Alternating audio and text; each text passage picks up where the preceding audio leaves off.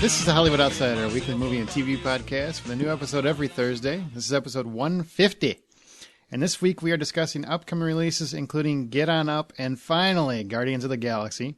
Spoiler-free reviews of The Purge, Anarchy, and Sex Tape. I'm going to try and review that in roughly the time it takes me to have sex. The From the Outside In topic this week is the best movie and TV teams. Latest in movie and TV news, including our own trivia segments. My name is Aaron Peterson. With me today are my fellow hosts, Scotty Clark. Get on up. Get up off of that thing. Dance and you feel better. Justin McCumber. So is your review about the length of a tweet? Yeah, roughly. Yeah. Okay. And Brian Williams. Good evening. Good evening. Wow, that's much better. You sound a little more refreshed. Do you feel full? Nope, still eating. That's good. Justin, do you want to tell the peeps about our recent interview that is now up? Yeah, this weekend you and I sat down and had an interview with S.S. Wilson. He's the writer for Tremors, Short Circuit, Batteries Not Included, as well as a couple of novels. I'm sure most of you are aware, but for a long time we have had a debate, and by we, I mean Aaron and I, about whether or not Tremors is actually science fiction. We wanted to get an answer from the horse's mouth, so to speak. So Mr. Wilson was kind enough to come on the air with us. And it was a lot. The conversation ended up being about a lot more than just that. It was a lot of fun, and I got to say, Mr. Wilson isn't. Now I sound like Dennis the Menace. He's a very nice person, a really easy guy to interview, and hopefully at some point maybe we'll have him on again or something. But it was really fun, and it's out there for you guys to download right now.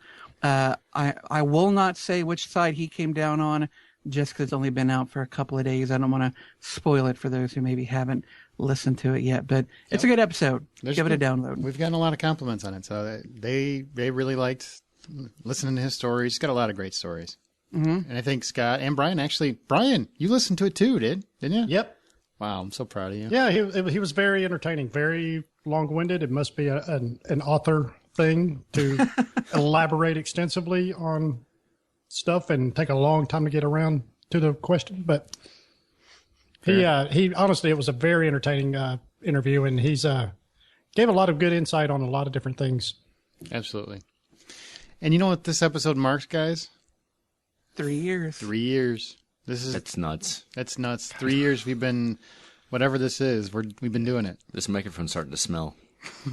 It is. I haven't watched it. We should swap Well, these out one of these stop putting days. it down your pants. Well, that Don't do takes that. all the fun away. Did you guys ever think we would get? I mean, we'll talk more after. Where the outtakes are going to be. That's where we're going to reminisce, so we don't bore new listeners with our stories of woe. But did you ever think it would be this long? No. I figured I would have gave up a long time ago. We all did. That's what we all thought. I was hoping to quit my real job by now, but Yeah. Well, so the way I see it, we're a little bit behind schedule. write more reviews, Brian. That's what I'm saying. All right. Get up off of that thing. Ooh. You know, I almost I have the movie clip this week, and I almost pulled a clip from Dr. Detroit because of James Brown, and I thought nobody would ever get that. I don't even know what that is. See, I've never seen the movie. That's what I was worried about. It would have been too hard. It's not as easy as mine No. from last week. Which we'll talk about. Hold on. Wasn't that Dan Aykroyd? Yeah. Hey, somebody knows. Bam. It was Dan Aykroyd, and he was acting like a pimp in Detroit. Mm-hmm. It was great. Too bad nobody saw Nobody it. would have got that, though. Nope. You did. Bitch, better have my money. I wouldn't have gotten a clip. Hey, Mom. That's how he talks to the entire movie. Hey, Mom. I'm Dr. Detroit. That's Wow, now I'm so glad I didn't see it. yeah. That sounds terrible. It was kind of terrible in a great way. It's Terrible good. in a great Movie way. news. It wasn't. Shut up. Just because you guys don't appreciate quality humor. Dan Aykroyd was funny for like 4 years in a row. Let's go to movie news. Vin Diesel hasn't done a non-franchise film in some time. I mean, it's been Fast and the Furious and Riddick for pretty much, 6-7 years now. But now he has Rose Leslie, who plays Ygritte on Game of Thrones, and Michael Caine backing him up in The Last Witch Hunter. Could this finally be something that opens him up as an actor, or is this going to be more of the same, B? Well, this sounds like he's just trying to start up another franchise to me. I just think it's more of the same. And I'm fine with that. I like I like Vin Diesel. I like the roles. Most of the ones that he picks, there's not a huge difference. I mean, granted, driving cars and fighting aliens is slightly different. A little bit. The basic, he's an action guy. So to me, it just sounds like another, action movie, just a different form of it. So I'm fine with it. And to me, it just sounds like more of the same. Do you wish he'd branch out some? Nah, I don't think he's got a wide range as an actor. You don't really. No, I mean, I don't. I mean, he can do a little bit of comedy. He can, I just don't know if I really want to see him in a serious drama. Because it's one of those things where I think I'd be expecting something to explode every time he's on screen. He's talking about his wife, dying of cancer or something, and he's just, he's in a hospital. He's at her bedside, and I'm just expecting that little heart monitor to just blow up, or somebody to crash through the door, or something like that. Or an alien to break through her chest. Exactly, an alien, something come flying through the window in the, from the lobby or something. It just. That is an awesome movie. I love that idea. Somebody should make that. He has to kill it with a speeding car. Boom. Put both of his franchises together. Oh, in the dark. In the dark. He's got to have that big leather sheep's wool jacket from Triple X. Oh, no. They're making another one? They're making a Triple X 3. Finally. I guess finally. Is that the word you want to use? Who's going to be Triple X this time? It's him. He's him. I think it's Xander Cage's back, or the return of yeah, what was his character's name? Xander Cage. Yep. Right? Yeah, with an X. Right. Yep. Get it? Return of the X. I guess Cube's not coming back. He's too busy making Rush Hour, or what is it? Right Along. Sorry. Same thing. It's the same thing. I don't know. I kind of feel racist about this one like I did last week. I like the odd pairing. Like, these are two that I would never think I would see together. Vin Diesel and the girl from Game of Thrones. You just want to see the girl from Game of Thrones. I do. I'm in the minority of people that I think Rose Leslie is really attractive. You sure are. Then you should be happy, because she's got another movie coming out. I don't know the exact date, but it's called Honeymoon, and it looks to be like a horror thriller film. That, man, I'm telling you, I watched the trailer for it. Yeah, it just came out today, right? Yeah. And I'm like, ooh, I want to see that. You know nothing, Jon Snow. You know nothing, Vin Diesel. She actually uses an American accent, and it's pretty believable. Now, is she actually British, or is she actually American? I don't know. I'm assuming she's British. Maybe she's a good Irish, actress. I don't know. Just making assumptions. I thought everybody on that show, you kind of had to be. It's required. We don't allow Americans in. I get, except for Dinklage. I get that we need to remake and reboot like everything known to man at this point. But can somebody please tell me why we need to reboot the Mighty Morphin Power Rangers? Because studios like money, man. Did that make any money? They had a movie. Nobody saw it. Well, they didn't see the. You're right, but the movie was arguably really, really terrible. Not that the show was very good. Yeah, not even an arguably. It was very bad. This is one of those things, like, it wasn't as big as like Teenage Mutant Ninja Turtles or something like that, but there's a lot of people that followed that, like the lore of Mighty Morphin Power Rangers.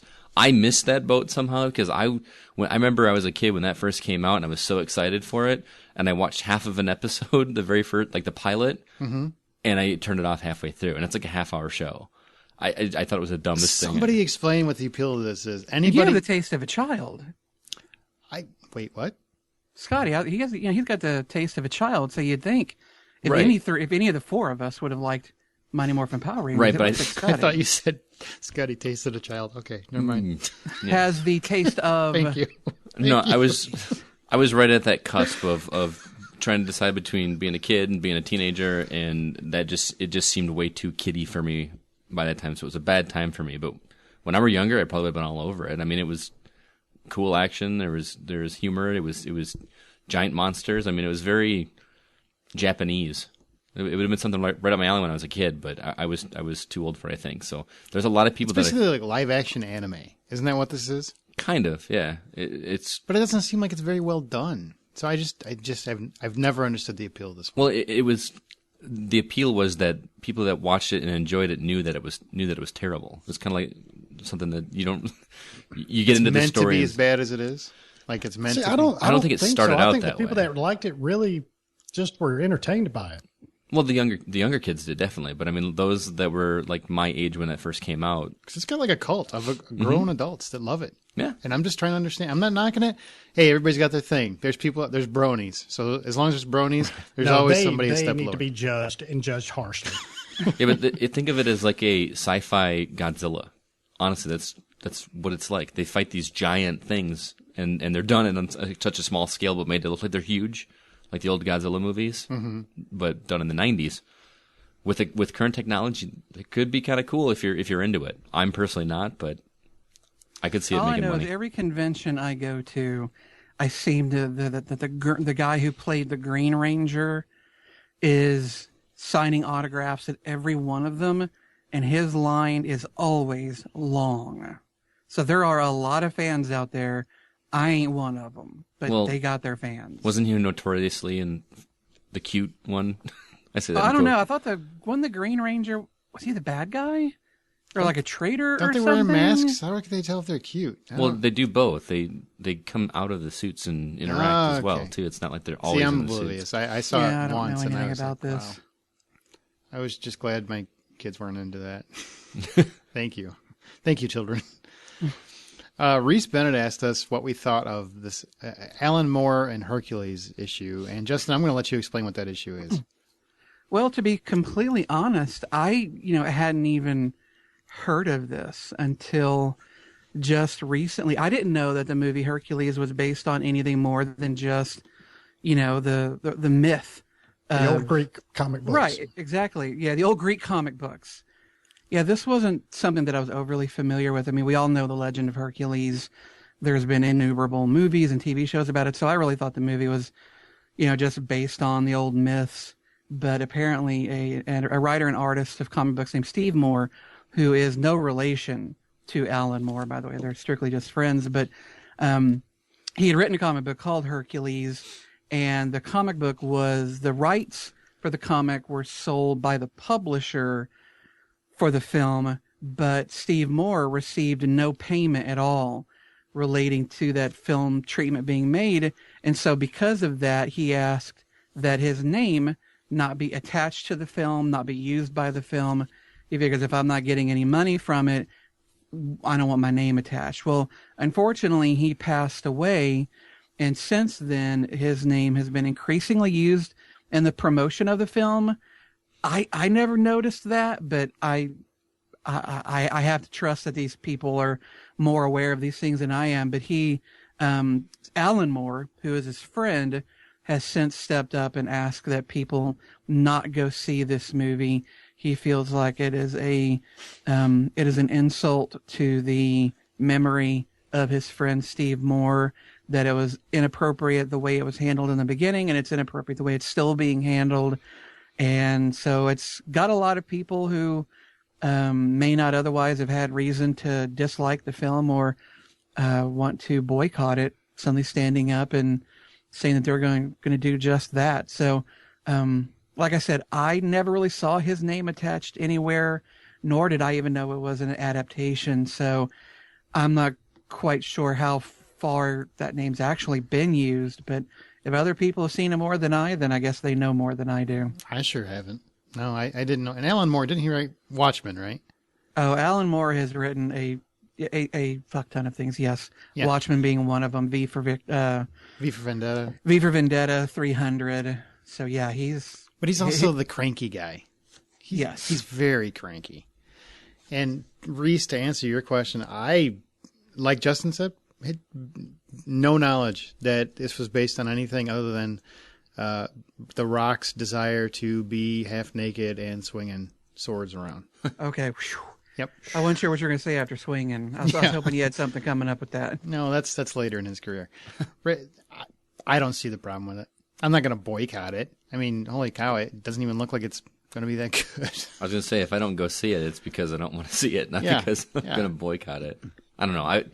We had a discussion a couple of weeks ago, like how far would it have to go for you to not see the movie or whatever, and something like this, I'm sorry, I'm not going to This is like a behind the scenes. This is something for his estate or him to take up with them. That's not an issue for the movie going public. Right. It's not our place to do that. And, Yeah. You know.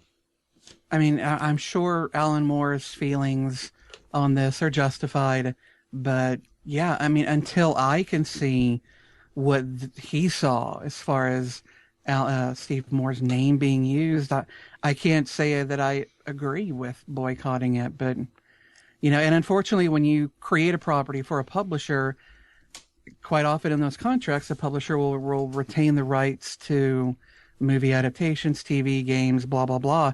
So if he gave those rights away in the contract, then he's got no reason to be paid and no grounds before he died, no grounds to really have an argument. That's all contract stuff. That's true. We've been talking a lot about how the news, the big movie news has been really thin, and big TV news has been really thin the last couple of weeks. That's because of Comic-Con. So next week we'll have a lot more to talk about. It'll probably be most of the episode is honestly all the big revelations that come out of that. But Marvel did drop one early, which I was kind of shocked about, and that is that they're going to have, they set 5 more movies, in addition to what they already have set, 5 more movies through 2019. Untitled, mind you, because I don't want to spoil anything. So what do you guys think in terms of them planning so far ahead? I don't really think this is too much of a surprise, personally. I mean, they've obviously, you hear rumors of events or characters that'll be popping up in Avengers 3.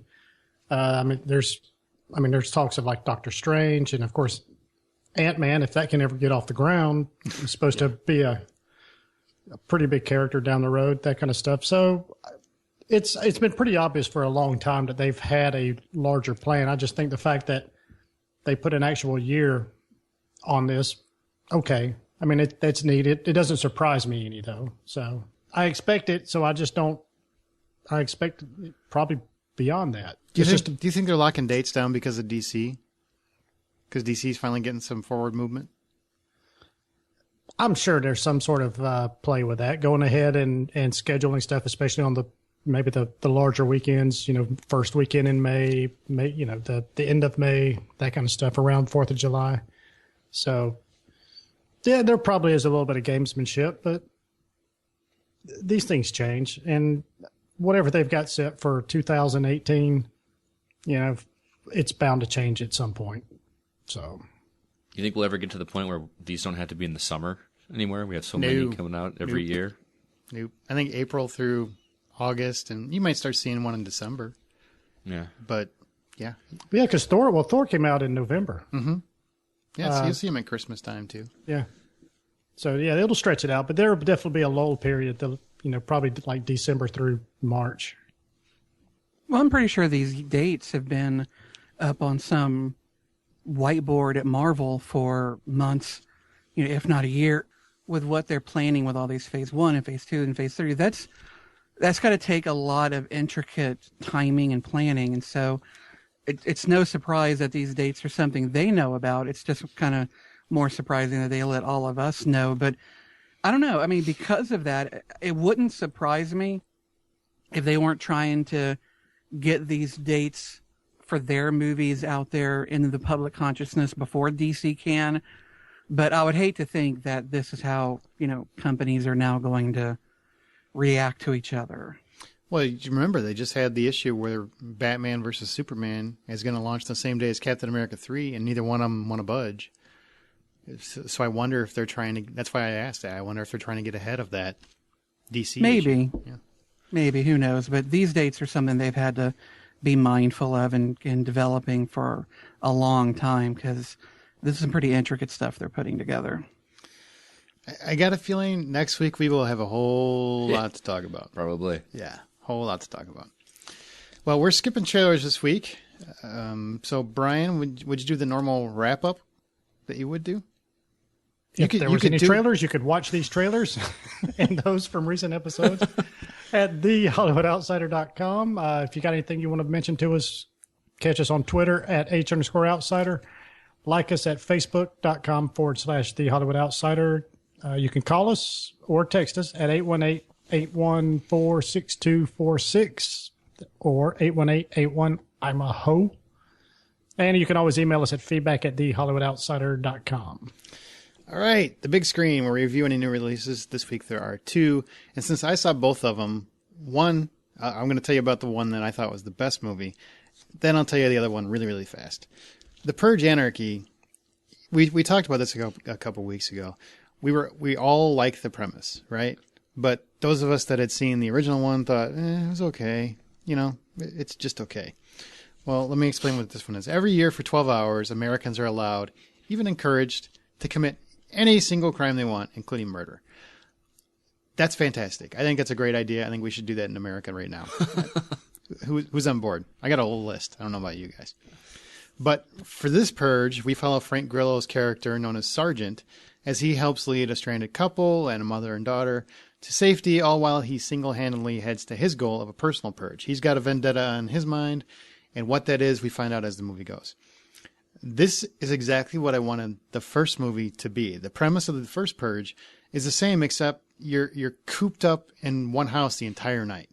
This time, director James Gunn takes us into the city where we get to see all of these savages committing all of the crimes, which is what I wanted to see. I mean, you see a huge variance of different kinds of crimes. You know, you see people that are actually in their living room with their loved one, and they don't know if their loved one is actually going to shoot them in the face as soon as they, you know, turn around. That kind of thing is awesome. You also have the rich who do it behind the security of their little fortresses of solitude, while the poor are stuck out in the streets fighting to survive. Now, I have to clarify this one thing for anybody that wants to see this movie. It is not a horror movie. Not even a little bit. All the advertisements are still kind of similar to how they were last year, which is they're painting it as this horror franchise. There's no horror moment that I can even think of. It's a straight-up B action movie in the vein of Escape from New York, which is probably why I really liked it. I had an absolute blast. Brian, you're a Frank Grillo fan, right? You're the first guy that I remember ever telling me about this guy. Yep. And he was in The Gray. Right. He was just fantastic. He's like this ass kicker with a conscience. He has a great physical presence. The guy's in his 50s, I guess. He's either in his late 40s or early 50s. But he looks like he's ready to beat the snot out of anybody that crosses his path. But he's also a guy that has a lot of heart in the movie. He has a lot of warmth in the movie. He's actually got a sweet side. Great sense of humor. Makes a lot of jokes. It was very reminiscent of Snake Plissken with a sense of humor. And if you can achieve that to me, you've already won me over. I mean, as the movie went on, all I kept thinking was, if they ever remake Escape from New York, I want him. You know, all that talk about Gerard Butler, which just makes me just sad.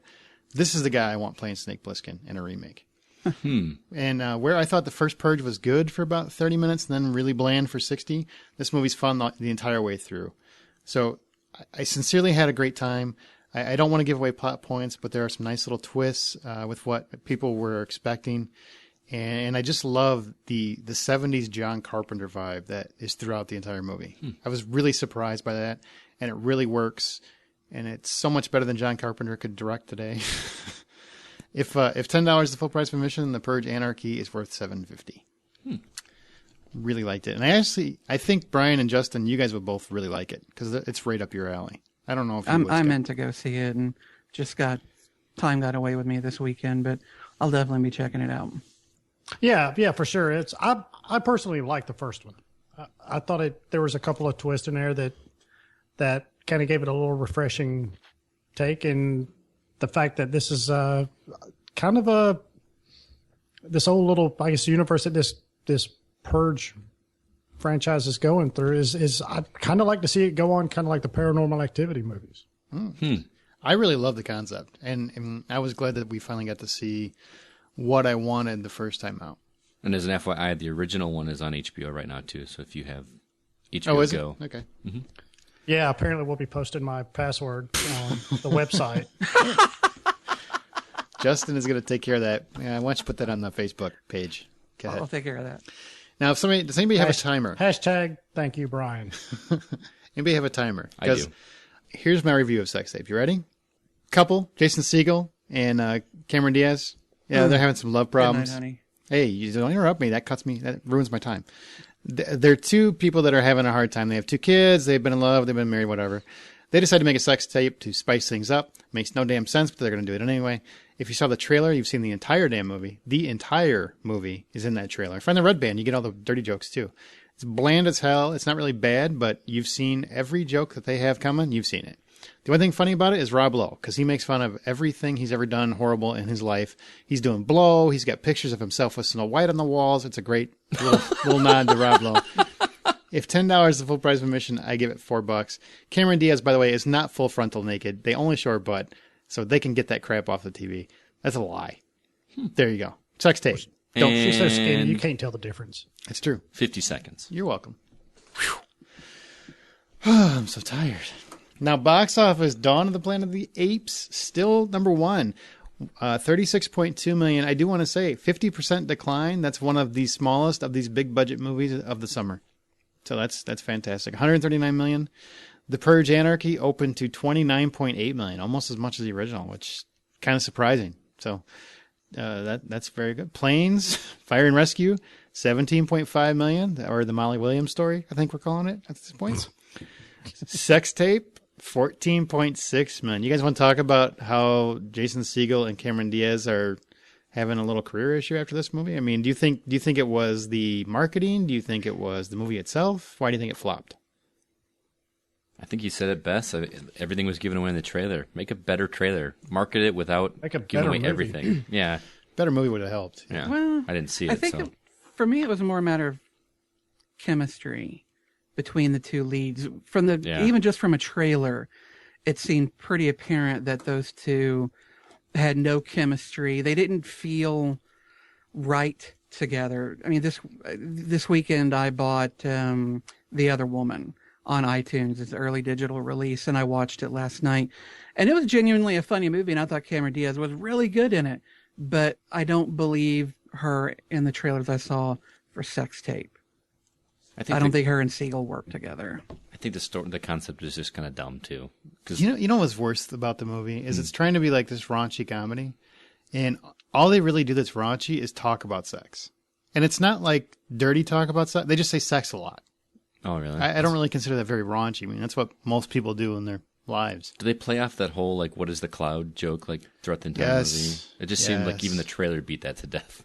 Yes, it's I don't know, and it's ridiculous. I'm sorry, you can never get everything off the cloud. Come on.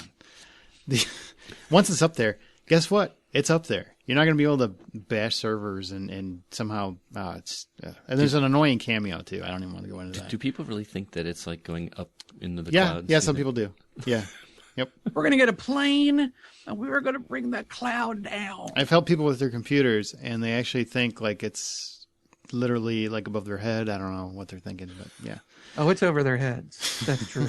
Da-da-da-da. Transformers: Age of Extinction, 9.8 million. It's still holding pretty good. 227 million, and it will be by the time you listen to this, should be the biggest movie of the summer so far. Doesn't mean it'll hold, but it is currently.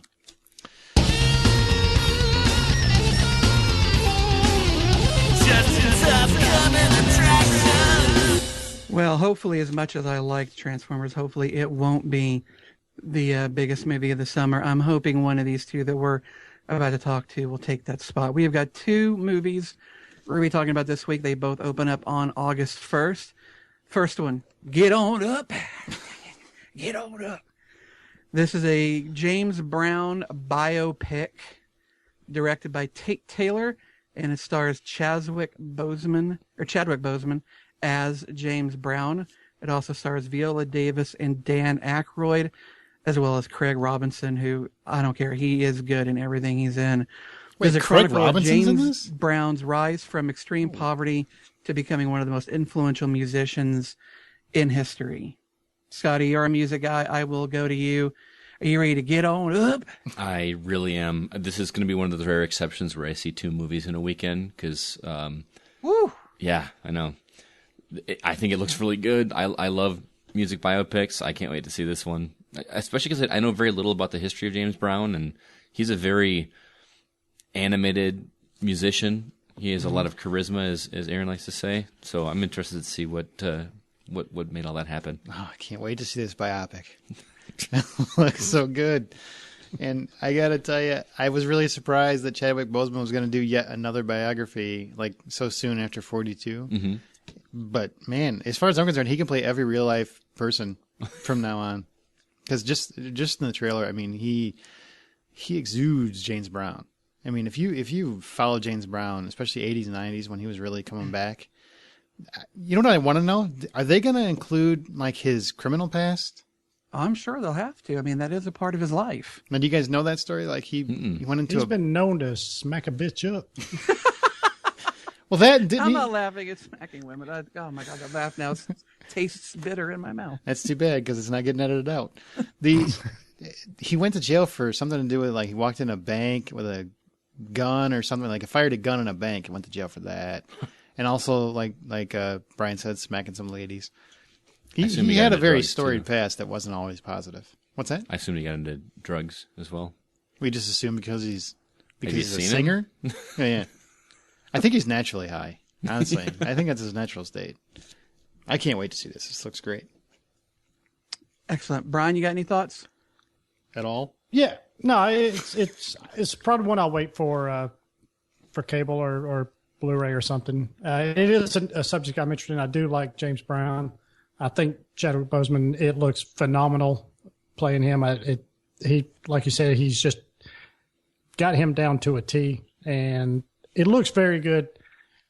I just don't know if I'll be able to squeeze it in. Find the time, Brian. Find the time. What kind of music is that? That's James Brown music. I love that. Sold. What? Yeah. All right. That's from the trailer. Watch the trailer. Now, for those of you listening who maybe get tired of the way that we squee and ooh and ah over superhero movies, you may want to go ahead and turn down the volume for about a minute or two, because we are going to talk about Guardians of the Galaxy, by far my most anticipated movie of this summer. Now, this is written and directed by James Gunn. It stars Chris Pratt, Zoe Saldana, Dave Bautista, Vin Diesel, Bradley Cooper, Lee Pace, Michael Rooker, Karen Gillian, Damon Hansu, John C. Reilly, Glenn Close, Benicio del Toro, and just a metric F-ton of other stars. It's an incredible cast they've put together. In the far reaches of space, an American pilot named Peter Quill finds himself the object of a manhunt after stealing an orb coveted by the villainous Ronan the Accuser. Aaron, is this your most anticipated movie of the summer? If not, is this the last movie of the summer you're waiting for? No on both counts. I am anticipating it, but it's not my most anticipated. I'm looking forward to it. The hype keeps building, which always makes me nervous. But then I've seen a bunch of reviews come through, and they seem extremely positive.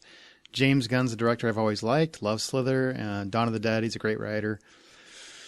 I can't wait. I am worried because the hype meter is through the roof. I think people are expecting this to be the next Star Wars. I hope that's the case, but I haven't seen anything that I would subscribe to that theory yet. But I'm pretty pumped.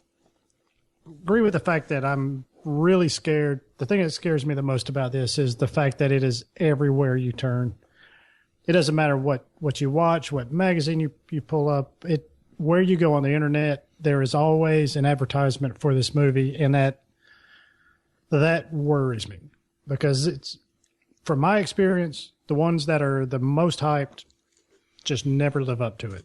I'm not saying they're necessarily bad movies. They just don't live up to all the hype. And it doesn't matter. And I try to avoid, after a certain point, once I have a big interest in a movie, I try to avoid any kind of, longer trailers, newer trailers, featurettes, behind the scenes stuff. I try to avoid all that. And this is the hardest time I've ever had doing that. And that scares me. That being said, I'm just giddy with anticipation for this movie to come out. Yeah, same here. I haven't been this excited to see a comic book movie since The Dark Knight Return, or Dark Knight. The Dark Knight. They're the second one. Those are both The accurate Dark Knight titles, Rises guys. or The Dark Knight. How do I know which one you're most excited about? You're looking at me going, Dark Knight or Dark Knight Rises? I don't The one know with which the Joker. I don't know which one The you're Dark most Knight. excited about. 3 syllables. Sounds like. I really hope that the movie keeps that vibe going in the trailers. I know you've been avoiding the trailers. I have, and I haven't had the I've the literally willpower. only seen the first trailer. Every time something comes on or somebody sends me a clip, I don't watch it, and I turn the channel. Right. Well, I mean, the one you did see, just the music that they've got Absolutely, on it has. yeah. I really hope that isn't just a thing in the trailer, and they actually kind of do that throughout the movie. No, 'cause- as a matter of fact, the soundtrack just released today, I believe. Oh, did it? And it's all that 70s music. Is it really? It's a pretty awesome soundtrack. Wow. That's fantastic to hear. I can't wait. I got a question for you guys, and we all know everybody's excited to see it, different levels of excitement. But Deadline ran an article wondering if Guardians of the Galaxy could save this summer, because the box office has not been so great this year, right? There's been a lot of retreads and a lot of sequels that haven't really caught fire. What do you guys think about this? Because there's always that internet buzz where you think a movie's going to be bigger than it is, and then sometimes it actually is. Do you think this is going to live up to that? Is this one of those that's going to explode through the gate, or do you think it's going to be like a mild hit? Where do you guys see it landing? Justin? I'm really hoping that it's going to be a breakthrough hit. The hard thing with this movie is that if you are a fan of comic book movies, then you're aware of who this team is, even if you don't know the depth of their history, which I don't. You're at least aware that this team exists, and so you've kind of been keeping an eye on its development, and so you're probably going to be very excited. But if you've never heard of this team, or if superhero comics really aren't your thing, then I don't know how aware people, even if the poster is in every magazine and every bus stop and every commercial break has a trailer, I don't know how much people are maybe paying attention. To me, this movie is almost more of a Star Wars rather than a superhero movie, because these aren't flights and tights kind of characters. This has more of a sci-fi feel, less of a superhero feel. But I think that if the fans who have been waiting for this love what they see and that word of mouth builds, then it potentially really could break through and earn a shit ton of money. I'm sure that's exactly what Marvel and DC are hoping. But, you know, Wait. I'm no oracle, so I can't. I don't think DC really wants it to be. No, not DC, Disney. Okay. Important correction. Minor detail. I just really think that with the fact that Marvel pops up at the beginning of the trailer, commercials, whatever, I really think that alone signals people, oh, this is another one in those line of movies, and I'll have to go see it.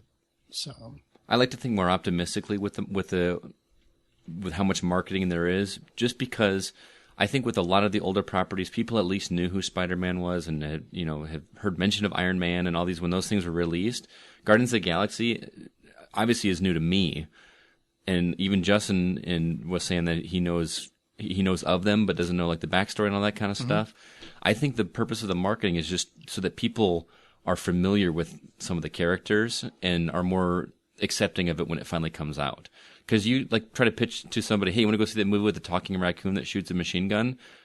Hanging off a tree. Yeah, I mean, some people are going to like, what? I don't want to go see that silly movie, you know? And I wonder how much this trailer plays to people that aren't geeks or aren't into this kind of culture. Because my wife, and you know, I'm not saying she's a movie aficionado, but she loves movies and she'll go see just about anything. She has zero interest in this. She thinks it looks idiotic. And that's not like, and I'm not, you know, some people, well, she's a woman, she don't know. No. She will go see all of these movies. All the superhero movies, she loves these. She thinks this one looks stupid. It's got a certain sense of humor that. Well, but I'm saying I wonder how many more people there are, because we talk to mostly people that have similar tastes. Right. So is this really an internet buzz thing, or is this actually going to be something that might be a little more special? I don't know. Just going to have to wait and find out. I hope the reviews hold up, though, because, man, I haven't seen a single negative review, and they're popping up calling it magnificent. That's pretty bold. all right, Aaron, what's your prediction for opening weekend? Oh, I think this is going to be a legs kind of movie. I don't think you're going to get that huge opening weekend. I'd say probably 60, 70, 75 million. And then I think it tops out about 180 if it does well, if like the reviews hold up and people like it. Because Marvel's got a huge brand recognition thing, and people will see it just because it's a Marvel movie. I was thinking about 85, so we're in the same neighborhood. You think it's going to do like almost Spider-Man numbers and X-Men numbers? I think so. Okay. I think so. Well, and if it's one of those movies that is so fun and so exciting that by the time it's finished, you're practically cheering, which some of these reviews are sounding like, this may be one of those movies where you get people going back to see it twice in one weekend. Right. So I think that, right. yeah, telling their friends, and then, the first time you go yourself, the next time you bring a bunch of people, it could have a bigger opening than anybody thinks, but that's just, the hopeful side of me, really hoping that this franchise, this property catches on, because it does look so fun. It looks like unlike any other comic book movie I've ever seen, and I want this to succeed because comic books have got a lot to offer beyond just your superhero teams that we all know about, and I'd like to see those maybe get a day in the sun. If it's as close to Star Wars as some of the reviews have led me to believe, I want it to be that good. In what respect? It's close to Just Star Wars? because I've Bunch seen of scoundrels in space. Yeah, and it's fun. Too often you see a lot of sci-fi with these kind of teams where it's either too serious or it's too light. And I want a movie that can be serious and fun, and I think that's what Star Wars was. And there aren't many movies that get that, that nail that. And I would love to see something be able to bring me back to those days. All right, well, I think we've talked this one just about to death. So, guys, of these two films, Get On Up and Guardians of the Galaxy, which one will you be going to see at the theater? And if you're going to see them both, which one are you going to see first? Scotty? I'll be seeing both, but I'll be seeing Guardians of the Galaxy first, for sure. Brian? I am going to get on up and go see Guardians of the Galaxy first. Aaron? I will see both, but I will see Guardians first, absolutely. Yep. Yeah, this could be a big movie weekend because I'd like to see them both opening weekend. And if Guardians is as good as I'm hoping, I may see that twice. So this could be a popcorn-heavy weekend, but Guardians of the Galaxy by far is my most anticipated. I haven't been this excited since Winter Soldier came out. Oh, wow. Because I was really, really hopeful for that one, and that fucking paid off. That one lived up to it, so we'll see what happens. Yep. You can always listen and subscribe on iTunes or Stitcher Radio app. Give us a thumbs up, you do. And if you go to iTunes, make sure you leave us a rating. Not enough you do. We really appreciate it. Or through our RSS feed at thehollywoodoutsiders.com. There is a new episode every Thursday. What's this movie? What's this movie? Each week we play ours or a listener-suggested clip for a movie. If you think you know what the clip is, email us at feedback@thehollywoodoutsiders.com. And the next week we'll give you a proper ho shout-out. Last week's answer was Justin's, and it was that fantastic movie called Serenity. Don't say fantastic sarcastically. That wasn't. Because it is. That wasn't sarcastic. I love that sounded movie. No, it was real. I got a poster of it on my wall. Oh, See, Scott? God, that movie is so good. Serenity. Right on my wall. I'm looking at it right now. I love that poster. Those that got it correct: Junebug, KDM, Stephen White, John Davenport, Amy Hutchinson, and I think Steve Peterson got it right, but I couldn't find the email, so if I'm wrong, we're just giving you props anyway. By the way, we had a couple questions about it. Junebug asked, I don't usually write in on these, but Serenity is enough to make me so good. But what exactly did Brian mean by manga bullshit? Manga. I believe, honestly, I didn't even remember. I mean, I remembered saying it. I just didn't know in what context. I actually went back and listened to it, and I believe it was in response to something that we were talking about that got edited out. Like when we listened to the clip. And anyway, was probably giving Justin and Aaron crap about something and rambled off about some crap. And anyway, that's what came out. So I don't remember. that's about it. That's about the best explanation I've got because I honestly don't remember too much about it. It's the drinking. Don't. But you weren't don't judge. calling manga just as an art form bullshit. Correct. All right. Now, Scott, were you correcting my pronunciation of that? Manga. Is it manga? Mm-hmm. This show's only got... I've always pronounced it manga, but I'm just a stupid American. This Well, I show am only too. has room enough for Stupid round one eye. Justin. So keep your corrections to yourself, all right? All right. I recently, from KDM, I just recently watched this for the first time, and honestly, I wasn't that impressed with it. Didn't hate it, but didn't love it either. Katie, we love you, but you're wrong. I'm sorry. Don't listen to them fucktards, Katie. Stephen White wants to know who didn't guess the clip. That would be these two dimrods. Yeah. Yeah. Yeah, Wait, that movie I saw We're once. the dim rods, and you're making up words over here. All right. Dimrod is fun. It's like it's like Nimrod, but it's different. See? I like it. This week it's my turn. If you think you know what the clip is, email us at feedback@thehollywoodoutsiders.com. Everybody better get this, you sons of... Here's your clip. Look at me, son. I'm told you're a hell of a chopper pilot. The best, sir. I'm not getting on the chopper with this nut job, man. Yeah, that's a good... You know, was he another one of your projects? I'm a real soldier. I'm a ranger, baby. I'm worried. I'm a ranger, sir. That's good enough for me. You've been released into our That care ball. and reinstated. Actually, not even Captain. close to good with that. Thank you, sir. Let's get the hell out of here. Hey, guess what? Scott didn't get it right. Just letting you know. Let's go to the couch. We talk about TV and home video news. We do want to pay mention to James Garner, who passed away. He's kind of yes, he had a movie career, but he was really well known for his television. Maverick and the Rockford Files are two shows that, if you watch TV before 1985, you know who he is. Does anybody have any fond memories of James Garner? Are you big fans of the Rockford Files or Maverick? Well, neither of those, but there was a movie he did with Jack Lemmon called, I think it was The Presidents. My Fellow Americans. My Fellow Americans. Oh, God. It was a really funny movie, and I wish I could remember the exact dialogue now, but there was a scene with both of them in the bathroom. I don't remember what the wording was now. Anyway, very funny. The guy was someone that I had seen on television throughout my entire youth, and I hate to see that the man is gone, but he lived a good long life. He had a good career under his belt, and I can't say that anybody can't say that he didn't have a good life. He's one of those guys I pretty much just assumed he was already dead. I mean, Okay. I know this sounds horrible, but you really haven't heard much from him in a long time, and he's just been out of the loop or what have you. So I kind of assumed wrongly that he was already dead, but I really loved him in The Great Escape.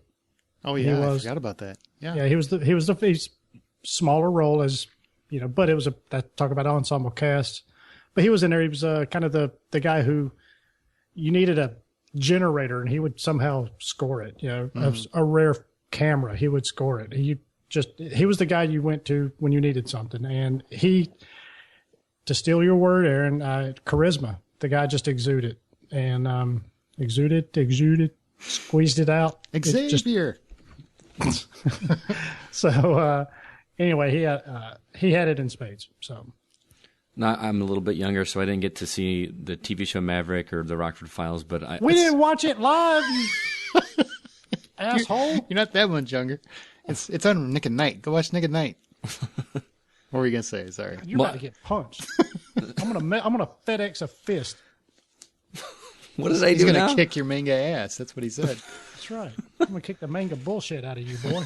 I try to think back and think of a movie that he was in that I just really didn't like, and I could not come up with one. I mean, he was even in that Maverick movie. He didn't play the same character, but he made it. He was so good in that too. He was really, and I love The Notebook too. I know we get a lot of crap for that, but he was so good in it and so convincing. Who gives you crap about The Notebook? A lot of people. Really? A lot of girls like that. See, that's a pretty well respected romantic. You get crap for The Notebook, crap for video gaming. Yeah. You are just one abused son bitch. I know. Maybe you need to change your life there. Maybe you're a perpetual victim. Maybe that's what it is. You're like a Lifetime movie walking around. God. If only he would be the burning bed. Wow. Just kidding. I don't need him doing all that. I was a big Jim Rockford fan. I did like the show Maverick, and I liked the movie Maverick, but the Rockford Files, Jim Rockford was just a cool guy. I mean, if you ever watched that show, which obviously Scott you didn't because you're so young, but it was. you said it was before 1985. Yeah, it was, but it's been on. I saw it on TV after that. It just came on before that. So apparently, I forgot. You guys didn't have television. You sat around and played Jesus games all day. I was a big Jim Rockford fan. I loved it. I used to watch it with my grandpa, so it's very sad that he passed.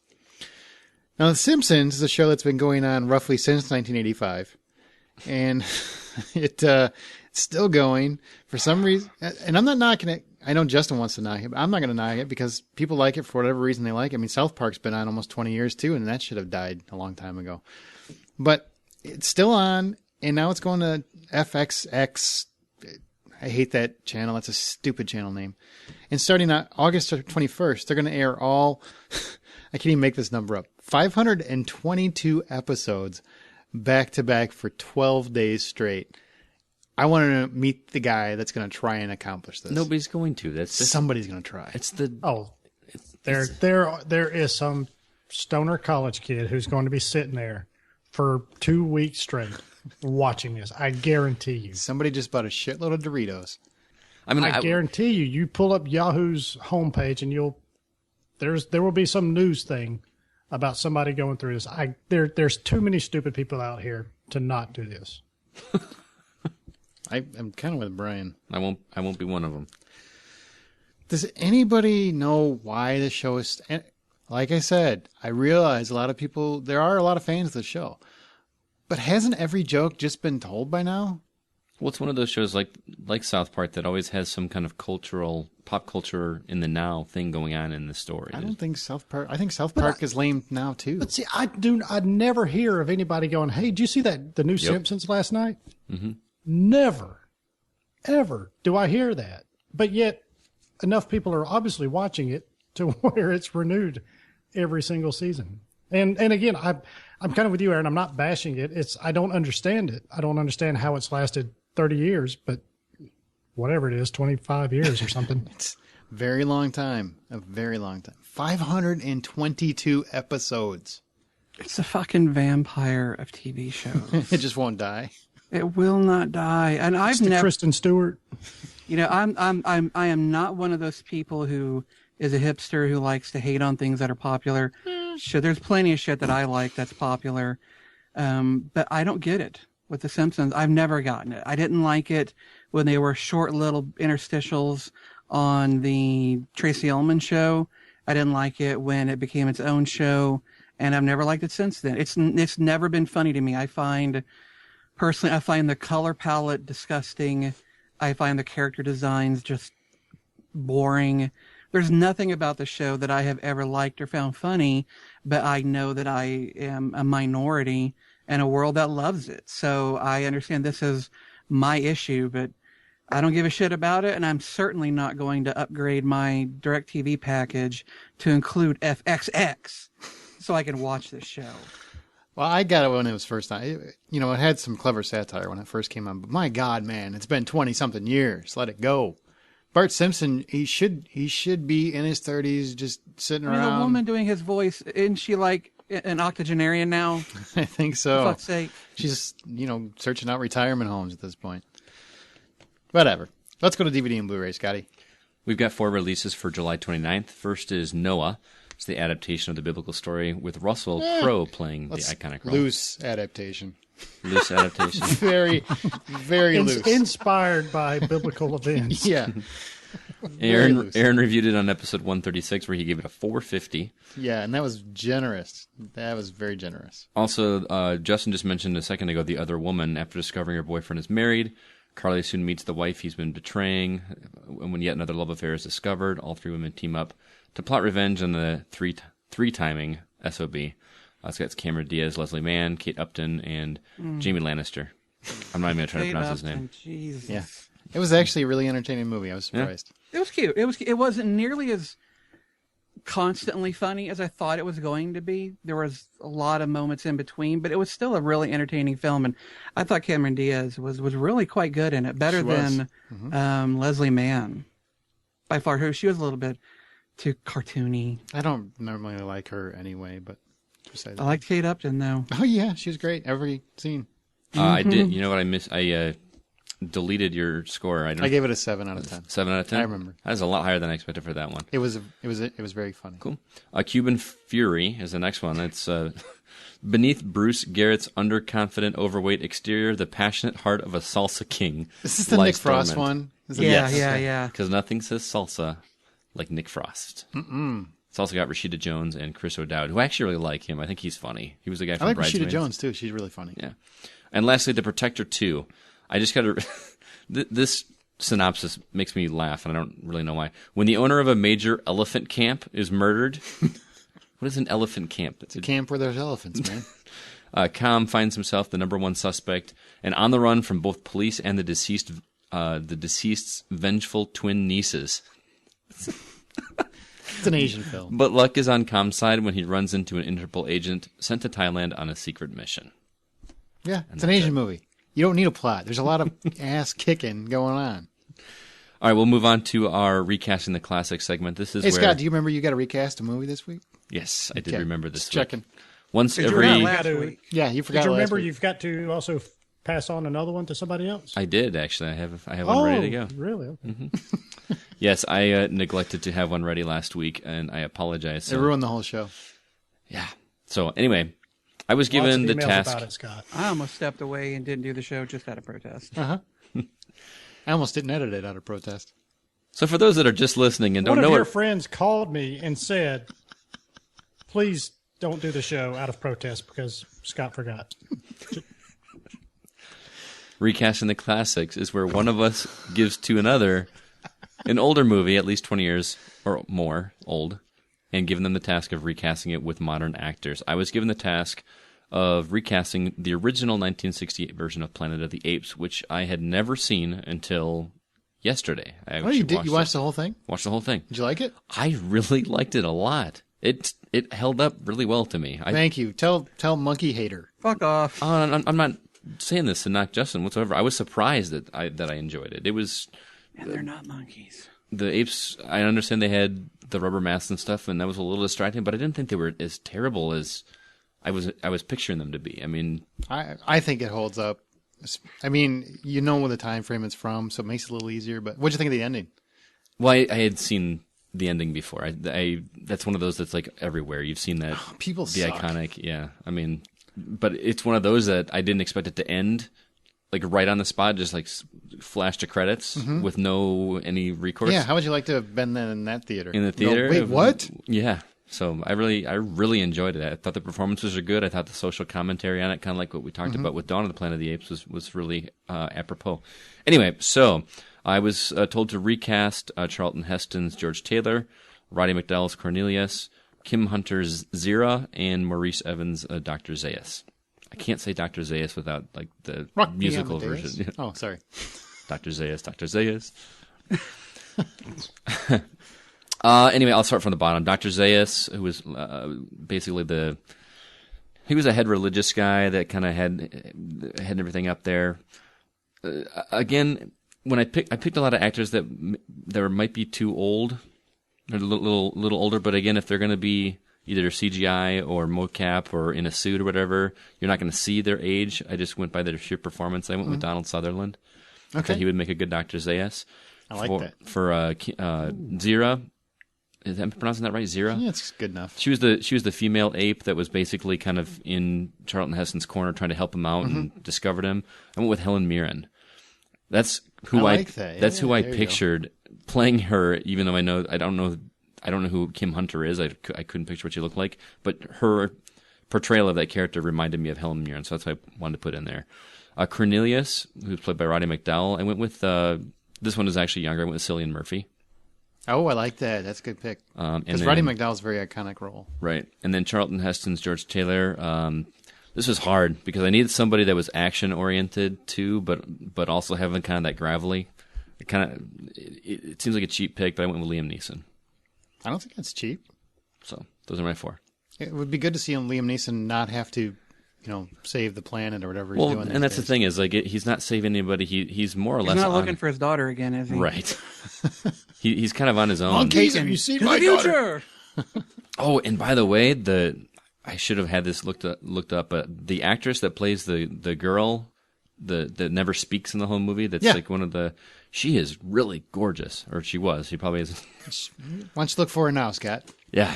See Wow, see that's holding up. She was pretty. Anyway, I am passing off a movie to Brian this week, and I decided to come up with one that I think would be a little bit difficult, and I know that Brian loves this movie, and I don't know. Good luck with this one, man. I want you to recast the 1980 movie Airplane. Ooh. Oh, you're a dick. Yeah. Roger? Ted Stryker, who was played by Robert Hayes. I want you to recast Elaine, who was played by Julie Haggerty. Dr. Rumack, played by Leslie Nielsen. And then lastly, I want you to recast Murdoch, or Kareem Abdul-Jabbar, who is played by Kareem Abdul-Jabbar. I'll let you do what you want with that one. All right.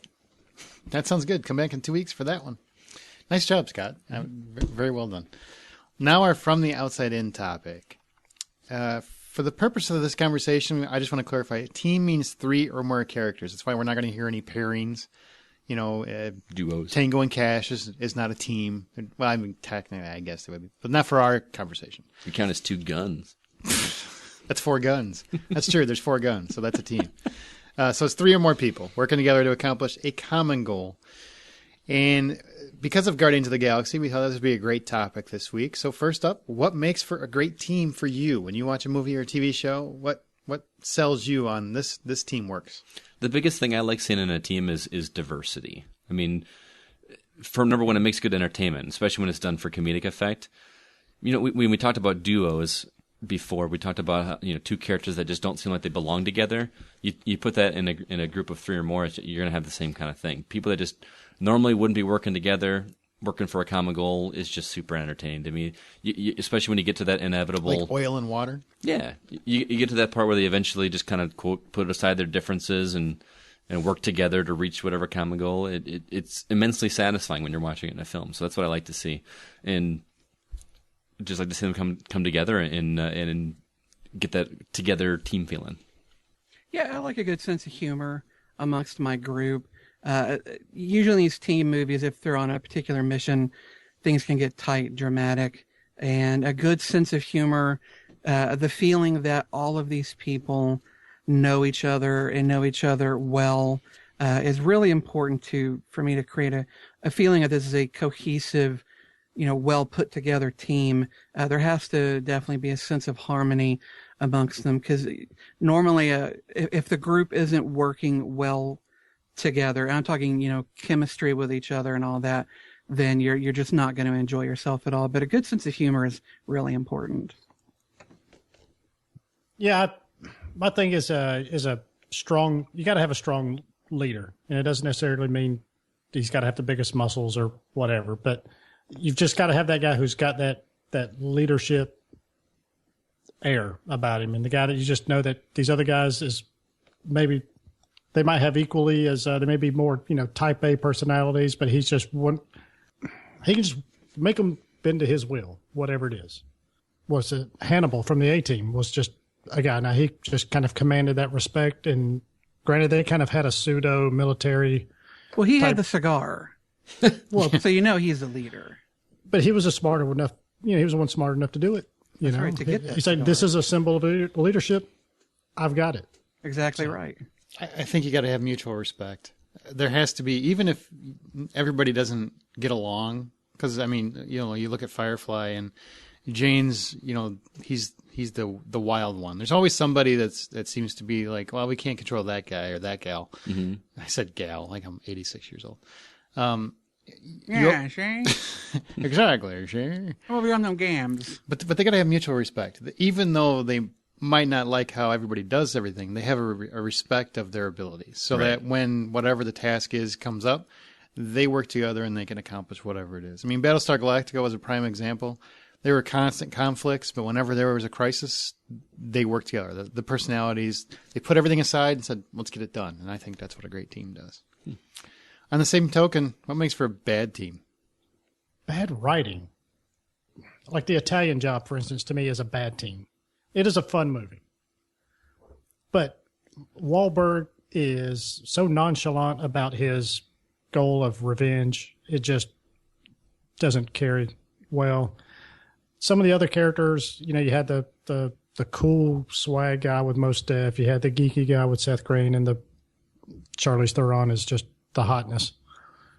But it's just that there's something about, Wahlberg is the glue that holds them all together, and he just doesn't do a good enough job with it. And maybe it's the actor, maybe it's the writing. I don't know. The movie overall is very fun. I really like the movie overall, but from the aspect of just a team, it's a very weak, just watered down feeling whenever I watch them as a group. I agree. One bad actor can ruin everything. Especially when he's the leader. Yeah. I mean, you got to have, the leader needs to be the most charismatic, period. I mean, he's got to be the one everybody can get behind, because we as the audience need to be able to get behind whoever this random person is. male or female. We got to be able to get behind them and say, I would follow them. I get it. Whether they're flawed, whether they're just heroic all the way through, whatever they are, there just has to be something. And you've got, and I'm not, I did think the movie was fun too, but I see what you're saying. I never bought Wahlberg as the leader. Right. At all. Well, anytime he's put up as the brains, you immediately, your spidey sense should be going off that, Yeah, but maybe this isn't quite what we... One of these things is not like But still, the that movie other. is old enough to where he didn't have the track record that he's got right now. True. That's fair. Yeah, he's gotten better. I think he could, if he did that movie now, he could be better. I like the movie. Don't get me wrong. It's not necessarily for him. There were a lot of things around him that movie had going for it, but he wasn't one of the things that really drew me to it. But for me, if there's too much conflict in the group, and that kind of throws me out. I mean, as much as I love the Avengers, it almost felt like they went a little too long with the conflict. But then, if you don't have that, then when they have that come together moment, it doesn't have quite the same punch that it should. So that's one of those where I gave it some leeway with letting them have some discord amongst the group and not being turned off by it. But in other lesser films or TV shows, if there's too much conflict, it makes me question, why is this team even together? And chemistry. You know what I hate most is when you see a team where they don't even seem like they would be, temporary friends. Right. Like they just have nothing in common. They don't play off each other. There's no banter. There's just no chemistry. There's just nothing there. Well, yeah, like I was saying earlier, like I like seeing the diversity, but when they make such a point of making them so diverse that you never even buy that they're going to even talk to each other, much less come together as a team. Yeah. It takes you out of it. Just absolutely. Even in Hollywood, there's no physical way this group of people would be together. Exactly. Because they would all hate each other. I mean, you can tell there's movies, and I can't think of it right off the top of my head, but there are movies where you watch them, and as a team, you can see, they hate each other. League of Extraordinary Gentlemen. That's one where I think the movie's okay. Yes. It's kind of fun. But nobody in that group seemed like they really liked each other. No chemistry at all. Zero. And it could have been such a great movie. I think Connery, even though he was phoning it in, still did better than everybody else in the movie. Man. That's a good pick. So who, I hate to do this because, there's always somebody that's going to be offended, but we're going to talk about who is your worst film or TV team. And mine is already going to piss one person off, but it's Matrix Revolutions, Neo, Trinity, and Morpheus. It never before, from my point of view, has a team gone from fantastic to whatever that shit was in that third movie in like the blink of an eye. I loved them in the first movie, and I hated them by the third movie. I have no idea why. I just feel like the characters got stupid. I think it's the writing. I don't think it's the actors by any, because they didn't really change their performance any. It really just did not work for me by that third movie. Neo was such a good actor. Whoa. The closest I could come to a team that I didn't like, and I'm sure I'm stretching the bounds of what team even means. So if anybody wants to call bullshit, they can please feel free to do so. But Baywatch, the lifeguards. That's a Just team. these worst examples of the worst are the hardest for me to get, because if I don't like them, then I'm not going to watch the movie or the TV show. And if I don't watch it, I'm not going to remember them. So anytime someone asks me, what's your worst example of something, I really have a hard time pulling something out of the memory banks because it's not there. I don't watch it. But I do remember Baywatch. I remember how much it sucked. That was as close as I could come to a team. So, feel free to disqualify my entry, but that's about as good as I got. I wish I would have remembered the one that you mentioned just a couple minutes ago. Which one was that? Shit, you mentioned it. Now I can't even remember which one it Oh, was. League of Extraordinary Gentlemen? Yes. Oh. Yes, because that was fucking The awful. Matrix trilogy? No, those were fucking excellent.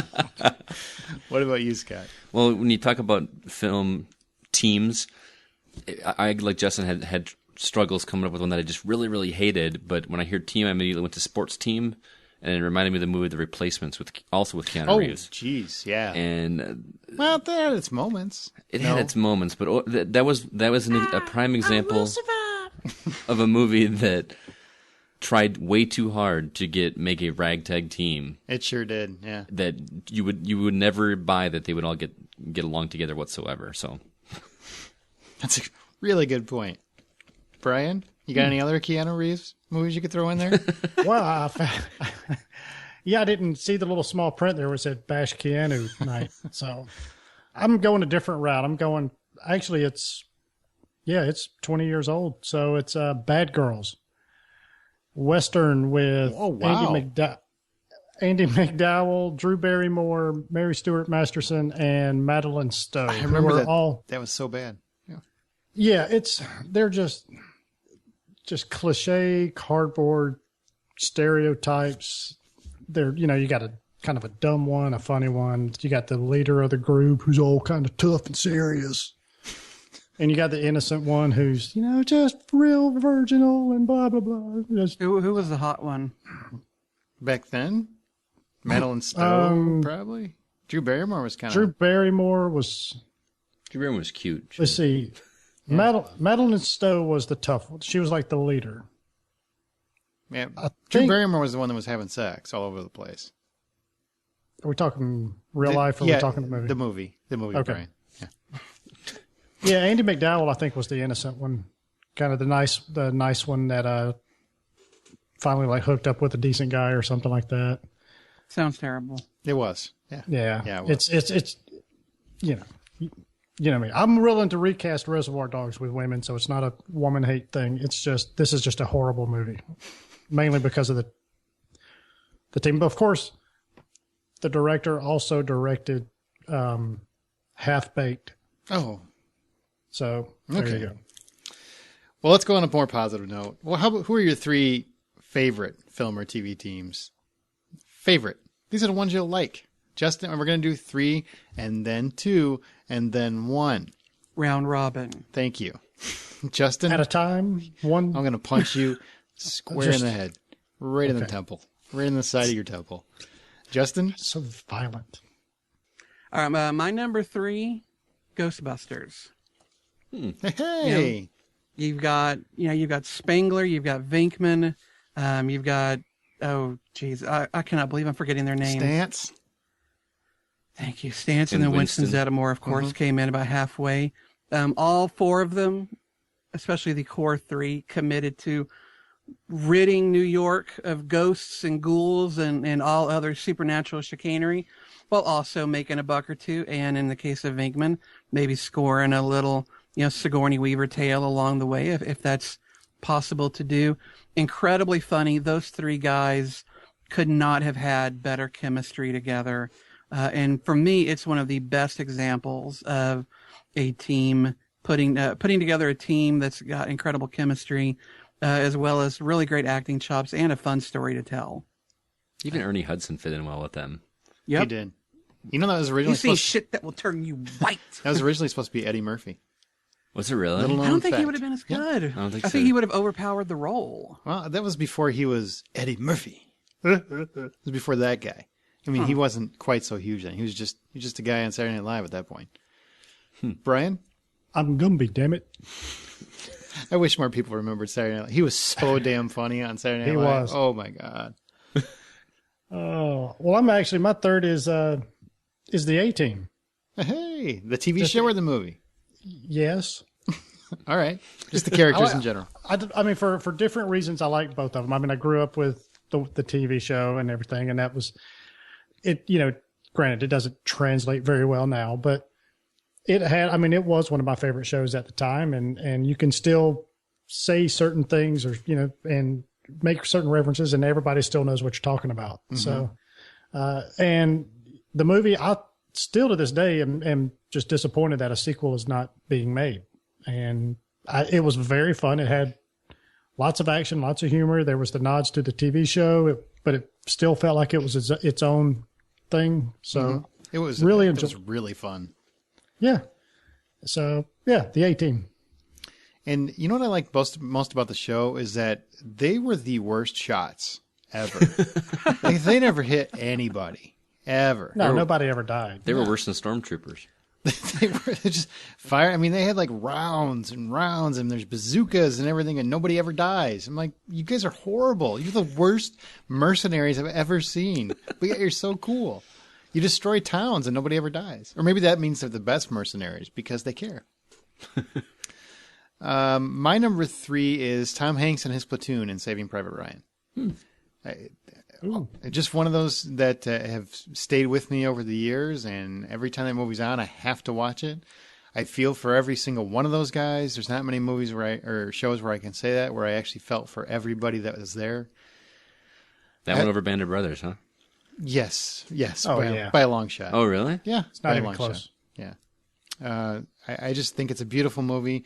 Vin Diesel is even great in it, so that's why I think he can act. I mean, he acts in that movie, and I think he does a very good job. I think he hasn't challenged himself over the years, but he has more than just lunkhead roles. I mean, he can pull it off. Mm-hmm. Just love that whole camaraderie between those guys. Scotty, number 3. My number 3 is also one that's film and television, and that is Teenage Mutant Ninja Turtles. Cowabunga! I love the Teenage Mutant Ninja Turtles as a kid. You've got 4 characters that were all, except for the little band of color around their eyes, looked almost identical on the TV shows and on the movies, but they each had their own separate character. You got Raphael, who's got the attitude. You got Michelangelo, who's the stoner guy. You got Leonardo, who's the leader. You got Donatello, who's real good with mechanical kind of things. They all work together.